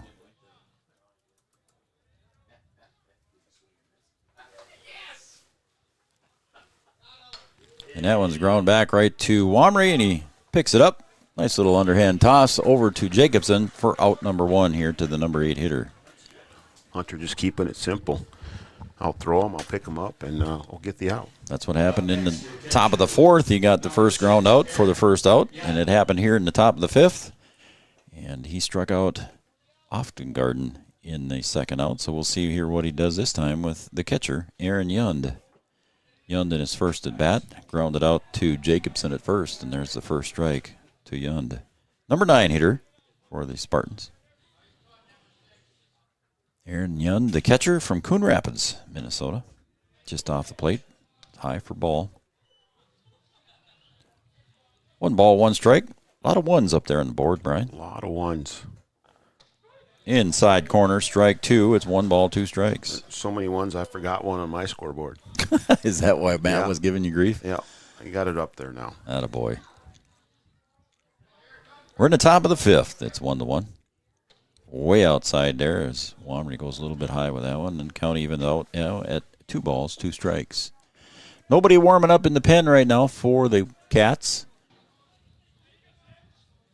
So Wamry caught the corner, and again, for the second inning in a row, Wamry gets number 2 hitter in the inning on a strikeout. Yeah, after that little shake-up where he hit the 2 batters, he's calmed down and He's come back settled nicely. in. Yeah, he's got, again, here comes the announcer Jinx with the double play that he got. He's got 1, 2, 3, 4, 5, 6, 7, 8 in a row here. See if he can keep it rolling. Yeah, like I said, he had the 2 hit batters, and now he's retired 8 in a row, and here comes the pitch. And it looks like they're going to call that ball 1 as stepping out of the box there with Schmitz, but I don't know if that's going to go as a ball or not. I don't know if he got time called or not, did he? I don't think he did, but it's going to be high. So we'll see if the first one was a ball or not. So we'll say it's 1-0 right now. And again, he steps out, and it's now. So I don't know what's going on up there. When the umpire holds up his hands there, he holds them right in front of himself, so we can't see it up here in the booth. There's a call strike. So it's either 2-1 or 3-1. Yeah, you can't see him there. Yeah, we can't see. The home plate umpire holds up the hands and shows everybody what it is, but there's a pop fly, and it might not make any difference. Coming in from center field is Mundahl, and he makes the squeeze. Brian, you're not going to believe me. I'm not going to believe you. No, 2 innings in a row. It's a ground out to Wamry. The second out in both innings was a watching strike 3 pitch, and the third out was a fly ball to center field. 2 exact innings in a row. How about that? You ever see that? Making your job easy over there in the book. Yeah, it is. My book is clean, man. Going to the top of the, or bottom of the fifth, we're tied at 1 on the Farmers Union Insurance scoreboard. Insurance is an important safety net for your family, your home, and your business. Carlson Family Insurance Agency is your local auto owner's insurance provider. At Carlson Family Insurance, they work for their clients, not the companies. Customer service and satisfaction is their #1 goal. Give Carlson Family Insurance a call for all of your personal, farm, business 772-6002 or at cfiagency.com. Carlson Family Insurance, your auto owner's insurance agent.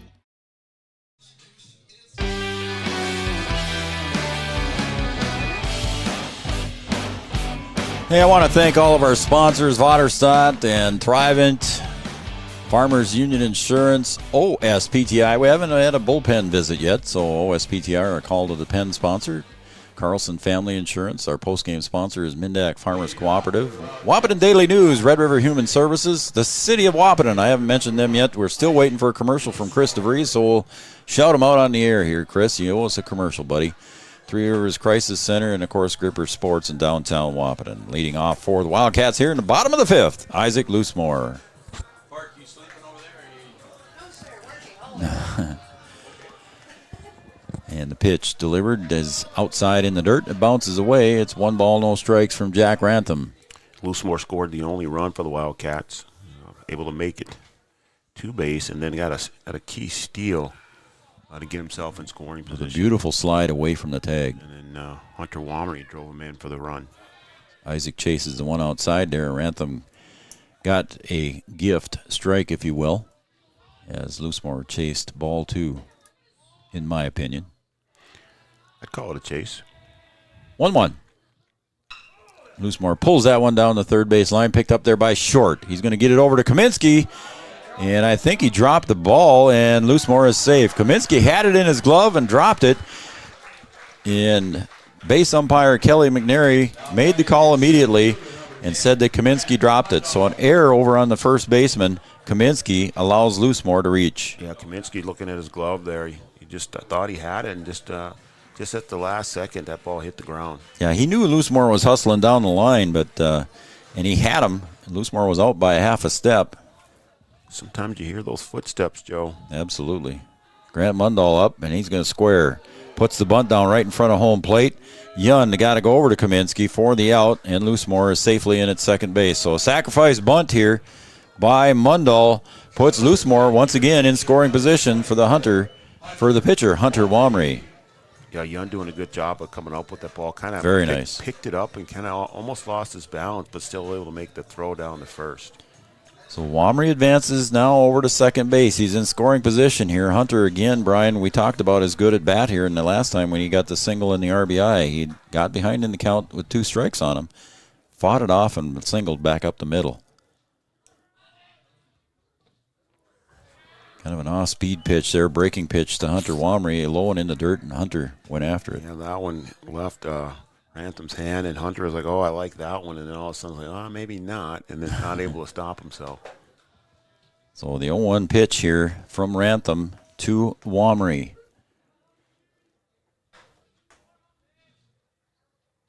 Loosemore getting his lead at second base. Rantham looks him back. Comes inside and high. It's ball 1. So the count evens out now, 1 ball, 1 strike. Rantham set on the hill there. The right-hander looks in for the sign from Yund. Hunter looking to deliver another base hit here and drive in the run. Swung on and pulled to the shortstop side. Boomerich gets over, makes a long throw, bounces into the dirt, but Kaminsky makes a nice play there, and that one hopper to Kaminsky. Over to third goes Loosemore. Yeah, you never know how that thing's going to come out of the dirt. And Kaminsky doing a good job of tracking it down. 2 outs now. But Loosemore moves over to third. Yeah, even though the ball was hit in front of Loosemore with a good jump there, getting away from the bag, got over to third, so he's just 90 feet away. So now a pass ball or a wild pitch is big. At the plate, Jacobson. Take strike 1. Jacobson so far today has struck out and reached on an error. Like to get this one in here, Joe. Both pitchers being pretty stingy. That one goes outside for Rantham. It's 1-1, 2 outs. Yeah, both pitchers have settled in nicely, Brian.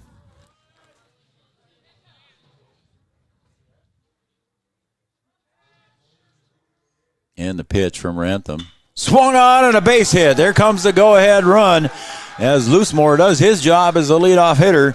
And Lauren Jacobson gets the RBI single to left center to drive in Loosemore for the go-ahead run. Just a good bit of offense there by the Wildcats, getting the base runner on, moving him over, and then getting him over the third and then able to drive him in. Just good execution there by the Wildcats. You know what, buddy? Using all their outs, too, as well. I was just going to say, you go back to the sacrifice bunt called by Coach Kappas there by Grant Mundahl, and the nice sacrifice bunt got Lucy over to second to start with. You can manufacture them, Joe. You can. Ben Deeber at the plate. Looking to keep adding on to the score now as the Wildcats take the lead here, Brian. It's 2-1. I got that on the scoreboard. So no text from Doc this time? No, I got it on the scoreboard. All right, he Doc. woke He's got me it. up. He woke me up. Got it, Doc. 1-0 to Deeber. High ball 2. I'll have to drop 50 cents in his chair next time I'm down at Clippers. You see he's got his own reserve chair there? Yeah, I got to put it. I'll put an extra 50 in there for him this time. So, Doc. 50 cents. 50 cents. As the Spartans have got somebody warming up in the pen. That one's popped up to center field, getting underneath his Often-Garden. Waits for it and makes the catch. And that's going to retire the side by the fly ball out from Ben Deeber to center field for the third out. So the Huskies, God dang it, there I did it again. The Wildcats manufacture a run here in the bottom of the fifth with a nice sacrifice bunt by Grant Mundahl, moving Isaac Loosemore over into scoring position and run in by Lauren Jacobson. We'll be back with the top of the sixth right after this on Three Borders Sports Network. Your first car. It might not have been perfect, but that didn't matter. You loved it because you worked hard for it. You took care of it, and it took care of you, your friends, and maybe that someone special. And through it all, we were there working with you, for you, to make sure it was a smooth ride. Then and down the road. Farmers Union Insurance. More choices, great rates, local agents. The Wahpeton Daily News wishes all area sports teams the best of luck this year. The Wahpeton Daily News thanks you for supporting local journalism, including the Daily News and the News Monitor. Keep up with local news, sports stories, and personal interest stories in our papers. Check out www.wahpetondailynews.com for more information about our e-newsletter right at your own computer. The Daily News supports all area sports teams and wishes all of the teams the best of luck this season.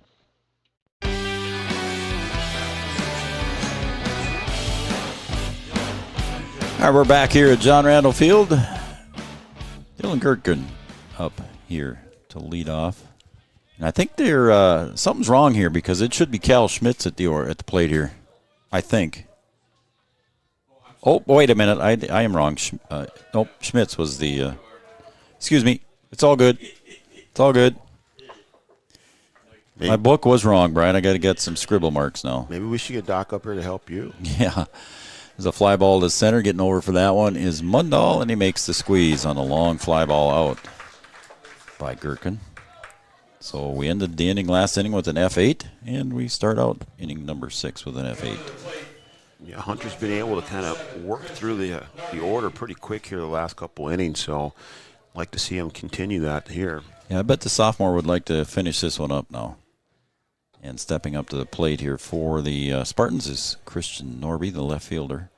So far he's doubled, reached third on that one, and then he was caught in a double play there on that bases loaded double play. That one almost got away from there. So 2 balls here for Hunter. I don't see anybody in the bullpen warming up for the Wildcats, as whoever was over warming up for the Spartans is coming in now to the dugout. There's a ground ball going to sneak in between Jacobson and it's not Frankel at second base anymore. It is a base hit to right field. So the first hit there after 1, 2, 3, 4, 5, 6, 7, 8, 9 in a row retired by Wanry. So far on the day, Brian, he's got 5 strikeouts. And Carger back up here, and he's going to hit one out deep to center, and getting over for that one is over to right field. And making the catch out in right field for the Wildcats is Etzedy.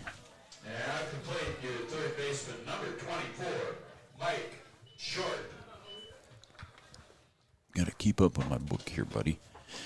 All right. So fly ball to right here for Carter.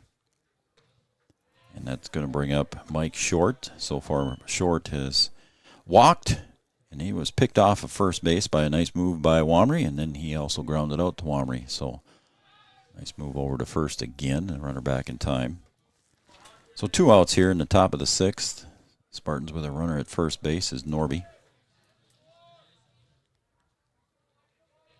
Womry sets and delivers. Low ball.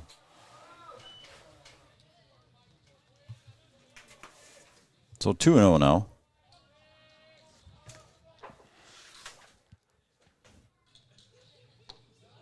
Swung on and missed. It's strike one. 2-1.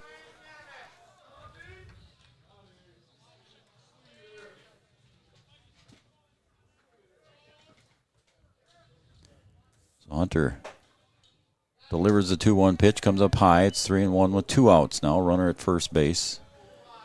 For the Spartans is Norby. Hunter'd sure like to get out of this inning, Brian, so he can come back for the 7th. Yeah, he'd like to see him finish it here. Delivers that one. It's ripped to center field. Mundall's not going to get to it, but he does chase it down in the gap. Coming in to the shortstop and a relay back over to second. We got runners at the corners on that base hit to the gap by Short. So runners at the corners now. Mundell doing a good job, even just to run that thing down. Yeah.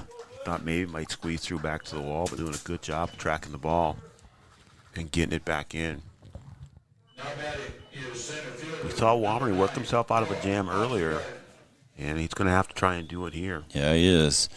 As Noah Oftengarden comes up to the plate here for the Spartans here as the Wildcats lead 2-1. Swung on, chopper right behind the plate.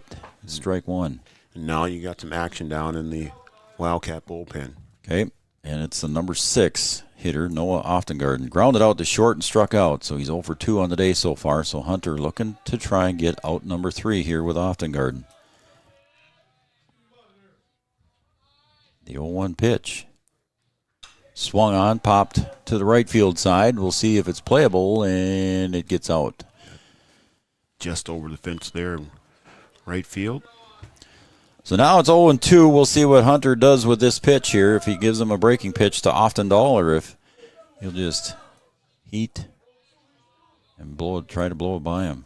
We've got waiting for everybody to get back into position here as the home plate umpire steps out of the box, and now he's back in. We're ready to play. Big 0-2 pitch here. Catches the corner, swung on to the right field side. Getting over that one is Etzedy. Doesn't make the catch. Is it fair? It is fair. Just out of the reach of Etzedy as he dives over there. And we've got runners at second and third, and we've got a tie ball game. That one just barely fair. Yeah, that one just on the line there, and that's where it's soft out there in right field, yep. Joe. Yep. You know, Etzedy got close to the ball. He laid out for it and just not able to extend far enough. Yeah, if it would have been about 3 feet the other way, Etzedy would have got underneath that one comfortably, but he had to dive for that one. And, yeah, they just got one on that one. So we're tied at 2. Yeah, we're tied at 2, Doc. So it's no count here, and the hitter swings, and Etzedy's going to get underneath that one and make the squeeze, and we're tied at 2 as we're going to go to the bottom of the 6th on that fly ball by Boomerich. Retires the side, but not before the Spartans tie it up here on a couple of 3 hits it was, and they leave 2 on base. So we're going to go to the bottom of the 6th here on the Farmers Union Insurance scoreboard. We're tied at 2 at John Randall Field. Red River Human Services Foundation provides services to people with disabilities which enhances their quality of lives and enable them to live, work, and develop relationships in their communities. Red River Human Services Foundation has multiple direct support professional positions available in their Wahpeton, Fargo, and West Fargo locations. Job opportunities include flexible scheduling, competitive wages, on-site paid training, and life experience. Voted #1 place to work for the past 5 years. Join their team and apply online at www.rrhsf.org. Red River Human Services Foundation supports all local area sports activities and wishes everyone the best of luck. Thrivent and Will Ulick provides clarity for where you are today, confidence for where you go tomorrow. Thrivent combines financial expertise with purpose-based planning to help you with where you are today and where you want to be tomorrow. At Thrivent, Will Ulick can help you address a variety of complex subjects to meet your unique wealth management needs, from retirement planning to investment management and estate planning. Thrivent, what are you invested in? Thrive with purpose. Thrivent and Will Ulick supports all area sports teams and wishes them the best of luck.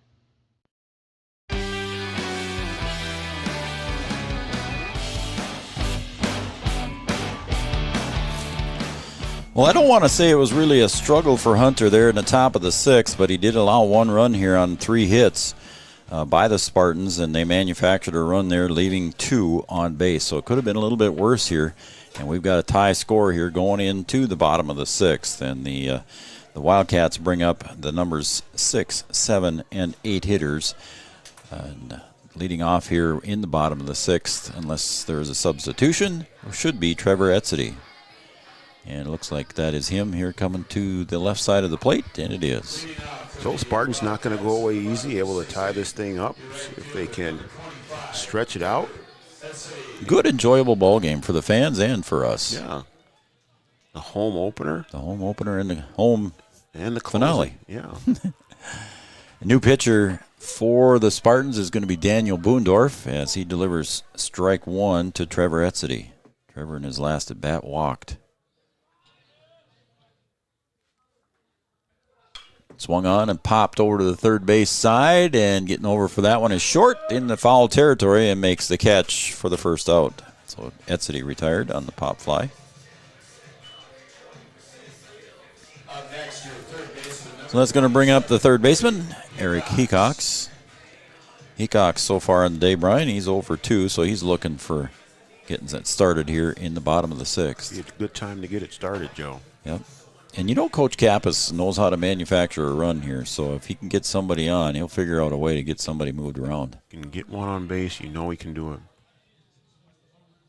Boondorf delivers. Hecox delivers his deep, and gone over the left field wall. Clears that one by quite a bit. Eric Hecox with the go-ahead home run over the left field wall. Hecox saying manufactured runs are overrated. I'll just get it done myself. Yeah, exactly. We just talked about Coach Kappas trying to manufacture one. He just did it himself. So Hecox with the HR, his first one of the year, steps on home plate and gets congratulations from the rest of the team. Congratulations, Eric Hecox, on the home run. Yeah, Hecox, hold my bat. I'll be back in a bit. Yeah.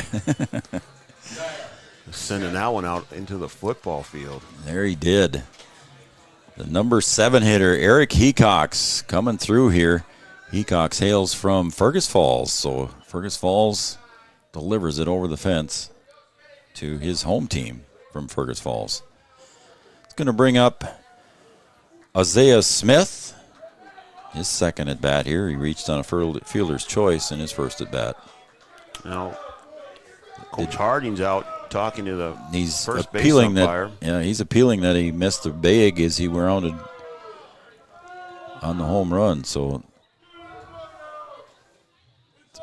he's over there talking to umpire Kelly McNary, and they're having a conversation, and Coach Harding wanted the out. They appealed it. And Kelly McNary, I saw him, was standing right there as that thing cleared the fence.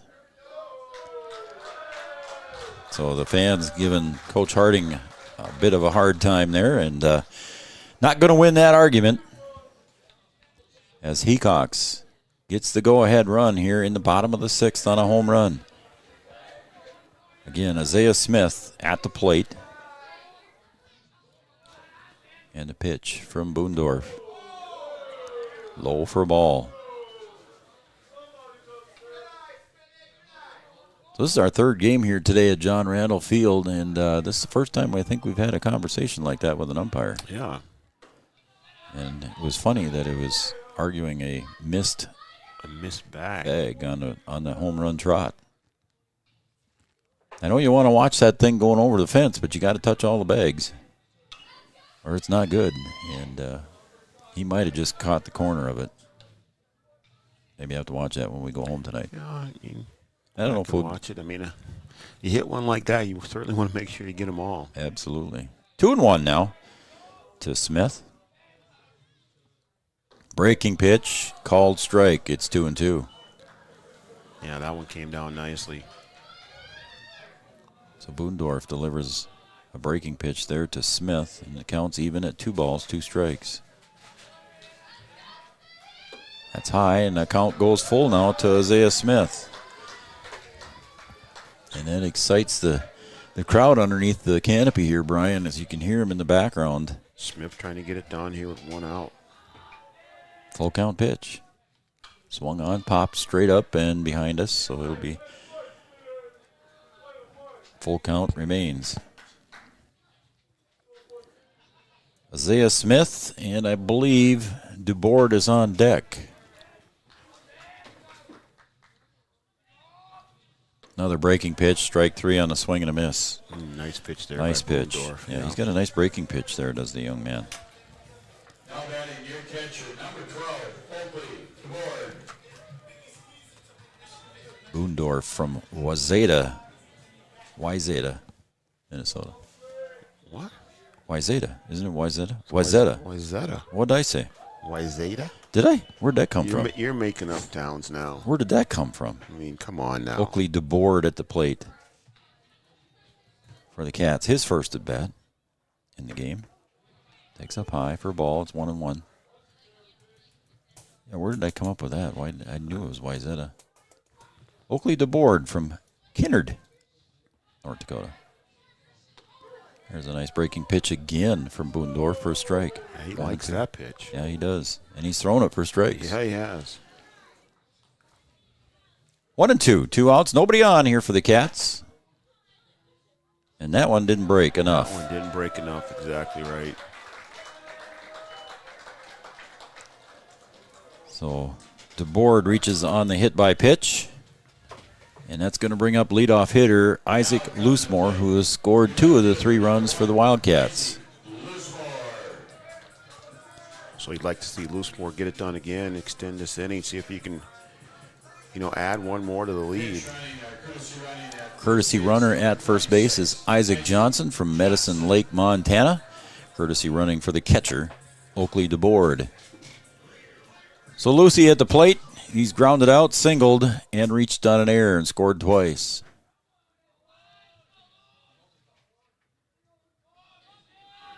So Lucy ready at the plate, and the pitch from Boondorf goes up high. It's ball 1.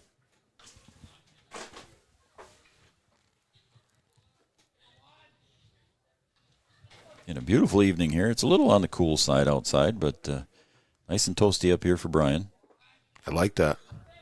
Boondorf sets. Loosemore ready at the plate. The pitch swung on and missed. It's 1-1. Some folks still out there in T-shirts and a few pair of shorts out there, but I also see some blankets as well.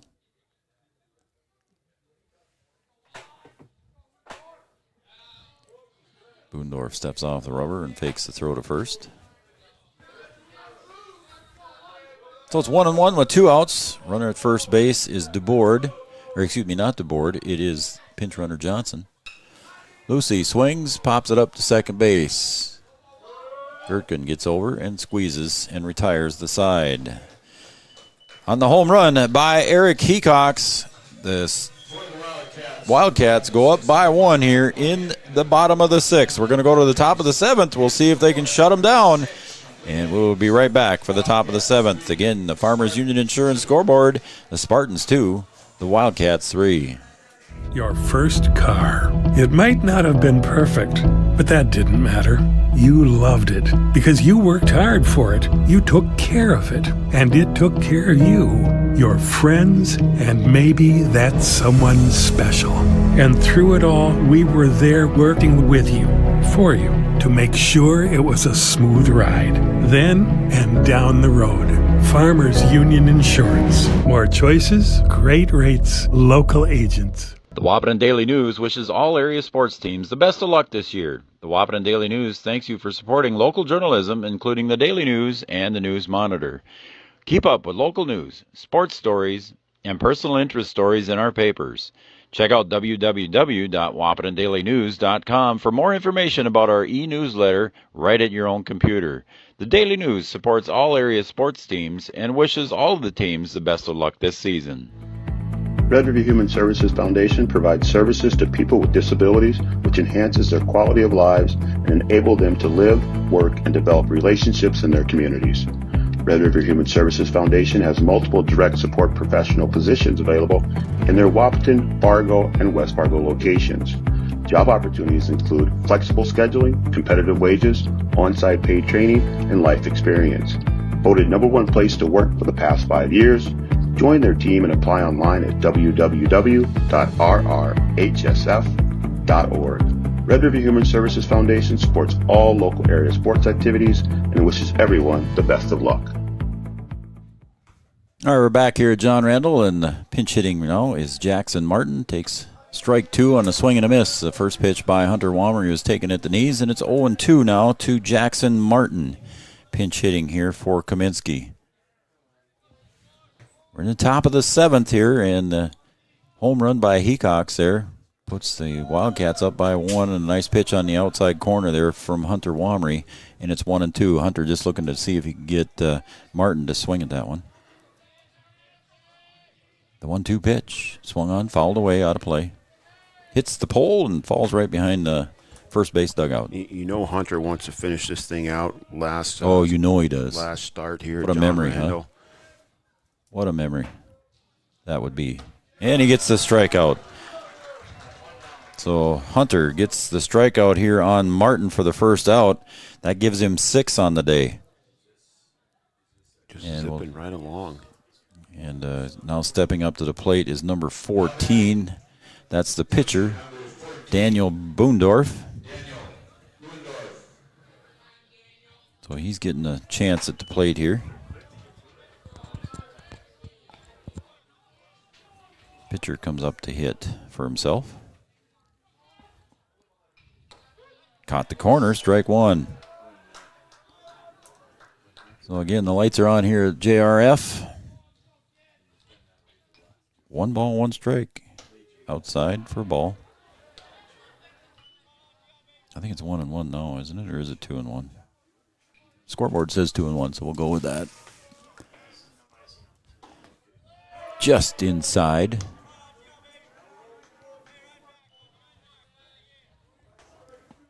And the Wildcats looking to get their one and only home win here, leading 3-2. Swung on, pulled foul.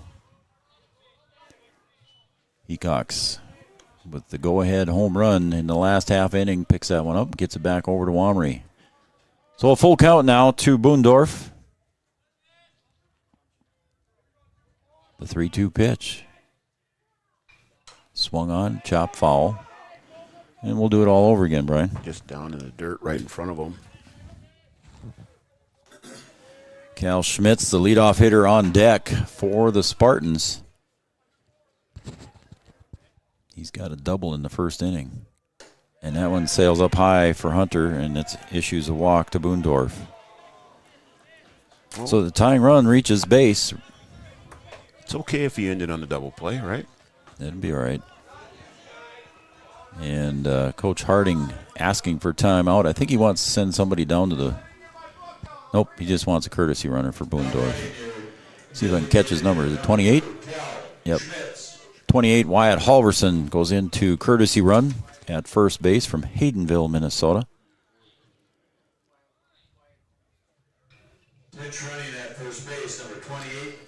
So the leadoff hitter, Cal Schmitz, comes to the plate. He doubled and scored in the first. And hit by a pitch in the third and popped out in the fifth. Wamry delivers up high. Nobody in the pen for the Wildcats. I know Coach Kappas would like to. He'd like to see Hunter finish this thing out. Sure he would. Comes up high again. And here comes Chris out to visit here and just to settle his big guy down. So this mound visit brought to you by Carlson Family Insurance. They're located on 2nd Avenue in downtown Wahpeton. Carlson Family Insurance works for their customers, not the companies. Customer service and satisfaction is the number one goal, Carlson Family Insurance. Again, Joe, just one of those things where, there's a little bit of emotion involved here. Mm-hmm. You played so many games on this field, pitched a lot of innings on this field, and you're down to your last 2 outs, and you want to try and get it done, and you just don't want to press too hard. You just gotta throw strikes and, get a little bit of help if you can and see what happens. But don't press. Yep. Don't try and force it. Just let it come to you. He got the first out with a strikeout there on Jackson Martin, and then probably had a little extra adrenaline flowing, Brian, and walked Boondorf on a 3-2 pitch. And now he's got the leadoff hitter, Cal Schmitz, and he doubled in the first inning. And if you think there's not a lot of emotion, there is. Absolutely. I know what it's like. If you want to finish that thing on a good note. 2 balls, no strikes to Schmitz. Runner at first. The pitch inside, almost hit him. Ball 3. You just hate to see him have to take the ball away from here. Yep. The 3-0 pitch. And delivers a strike at the knees. Schmitz didn't like the call. He was heading to first base, but home plate umpire rings up a strike, and it's 3-1. Got interesting there. The runner at first, Boondorf gets his lead. Womry with 1 pickoff tonight. Delivers, swung on, and popped to the second base side. Smith trots over and makes the squeeze with 2 outs now for Hunter Womry. So he gets out of that jam, Brian. Yeah, he's done a good job of working himself out of some situations, and now he's down to his final out, final game here at John Randall Field. See if he can get it done. So Gherkin, he's 1 for 3 on the day. Strike out, a single, and he popped out to Mundahl in center. 2 outs for Hunter Womry, looking to close it out here. His final game as an NDSCS player here at John Randall Field in his final game. Played his whole high school and Legion career here.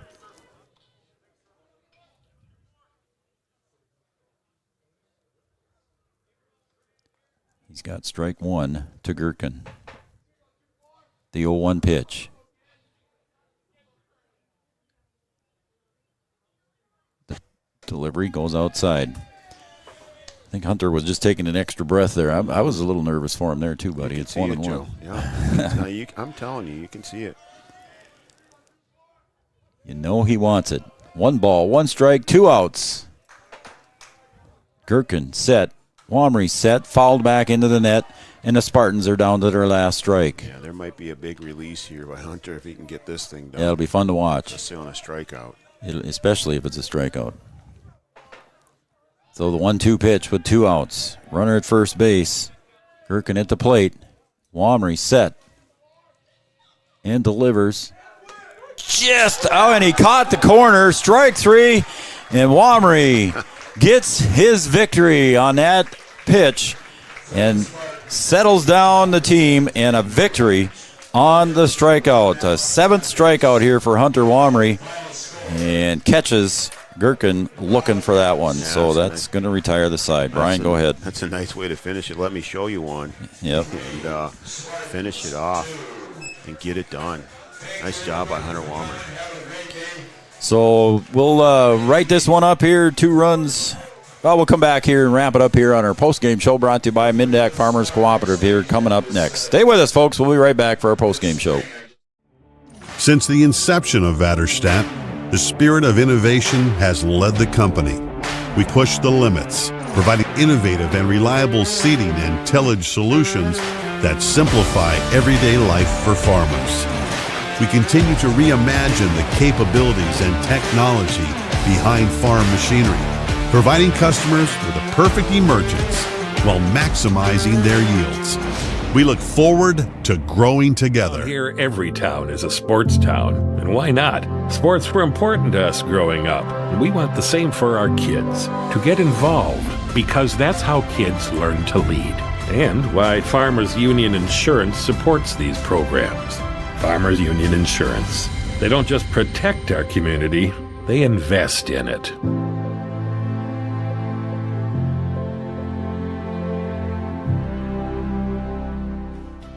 OSPTI has been the therapy clinic of choice for over 15 years here in the southern Red River Valley. At OSPTI, they strive to have the most up-to-date treatment options available with their hands-on method to decrease your symptoms and ensure quality care. Their motto at OSPTI, we strive to meet your goals. Locally owned on 5th Street North in Breckenridge. OSPTI. Founded in 1972, Mon-Dak Farmers Cooperative is owned by nearly 500 sugar beet growers and has a rich history of sweetening life in the Red River Valley. Join Mon-Dak's team today. In addition to an excellent pay and benefit package, they are currently offering a $2,000 sign-on bonus for all full-time positions, which includes sugar loader, packager helper, extra gang, and yard person helper. Entry-level starting wage in the factory is $19.73 per hour. Apply online at mdf.coop/careers or contact Denise at 701-671-1338.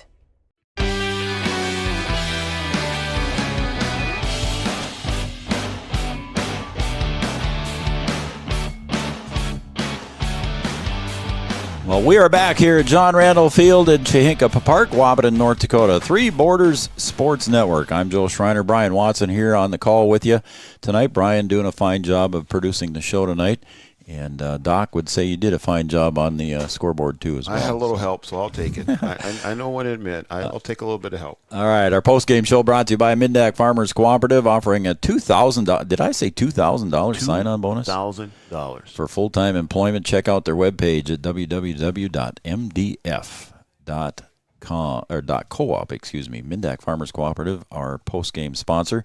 Again, the Wildcats squeak out a victory here, 3-2, in a great game here at John Randall Field. Hour and 37 minutes of fun baseball here at JRF, Brian. Yeah, just a good game, Joe. Kind of a pitcher's duel for a little bit there. Hunter Womry doing a good job on the hill for the Wildcats, playing this last game here at John Randall Field. Last game as a Wildcat. Just getting the job done. And, had a little dicey situation there, early. Hit a couple batters, but then able to calm down and work himself out, get rid of some of those nerves because he had some. Then able to go the distance and finish this thing out and get a win in his final game here at John Randall. Yeah, after he hit those two hitters in the top of the third there, he retired 10 in a row here before Christian Norby got a single on him. But again, Womry having a great day on the hill, and he also had a single with an RBI as well. So he drove in the first run here for the Wildcats. So 3 runs, 5 hits, no errors, 0 errors unofficially here. I didn't have any errors for the Wildcats here today, Brian. And Womry finishes with 7 strikeouts. The Wildcats left 7 on base. For the Spartans, 2 runs on 6 hits and committed 2 errors. They left 6 runners on base unofficially. So a game time of 1 hour 37 minutes. And the Spartans fall to 10-21 overall, and the Wildcats move to 6-21. So a nice victory for the Cats here, Brian. They've got their regional tournament coming up next Thursday down in St. Cloud, a waiting seeding process. Yeah, and nice to see both Wapaton kids be productive and help the team to a win here in their last game here. Isaac Loosemore and Hunter Womry doing a nice job. Isaac getting it done at the plate, able to be a part of the scoring here, scoring 2 runs. Is that yeah, right? Isaac scored 2. Yeah. Yep, 2 runs. Yep. Just a good showing by both of the Wapaton kids. Again, Hunter Womry with an RBI and Lauren Jacobson with the other RBI, and then, of course, the key home run in the bottom of the 6th by Eric Hecox for the go-ahead run and the winning run. So he gets an RBI as well. So. Yeah, Hecox just let her go. Boy, that was a bomb. I was out of here in a hurry. Yep. As you see the players coming back after their traditional trot after every game. Coach Kappas always does that with his teams. There's always a lap around the field, whether they win or whether they lose. I won't say the name of the town, but there was a game for Legion that one of the opposing coaches, after Wapaton had won and beat that team, the opposing coach come over and had a few words with Coach Kappas and said, "How dare you show off in front of us?" And Chris says, "We do that every game. It's whether we win or we lose. We're not showing off anything." So no, you do it wherever it is, and you do what you do, and hey, it's just the way that it works. Yep. Well, again, a great game here at John Randall Field. The Wildcats and Hunter Womry victorious here in their final home game and their only home game here of the season on sophomore night. What again, a fun game to watch, and it was fun for us to put on for you folks. And we've got some more high school stuff coming up here. Don't forget, we're done here with the Wildcats. That's yeah, it's just unfortunate, Joe. I mean, with the schedule and the weather and the changes that needed to be made, college a little bit different than high school. They're able to flip things if they can. And this will be the only game for the Wildcats here, the first and last of the season. Yep. And good to see them get a win and maybe a team that they could face in the playoffs too as well. So. Yeah, it could be. The Spartans need to win a couple on the weekend series with Ridgewater. So. B-Dub, that's going to wrap it up for us, I think. I don't think we've got anything else scheduled here for the rest of the week, although there are some makeup games getting around, but we had other plans, so we're unable to do anything on Thursday. So that's going to wrap it up for us this week, I guess. Nice job, sir. Nice job to you. Well done. Good job producing. So we had fun here at John Randall Field. Nice place to put on a game, and hopefully fans at home enjoyed it as well. All right, that's going to wrap it up. Again, the Wildcats victorious here 3-2. Over the MSCTC Spartans, 3-2. Hunter Wamry getting the victory with 7 strikeouts and an RBI. Eric Hecox with the winning run on a bomb over the left field wall. For Brian Watson, I'm Joe Schreiner, and Three Borders Sports Network. We'll catch you the next time right here on Three Borders Sports Network. Good night, everybody.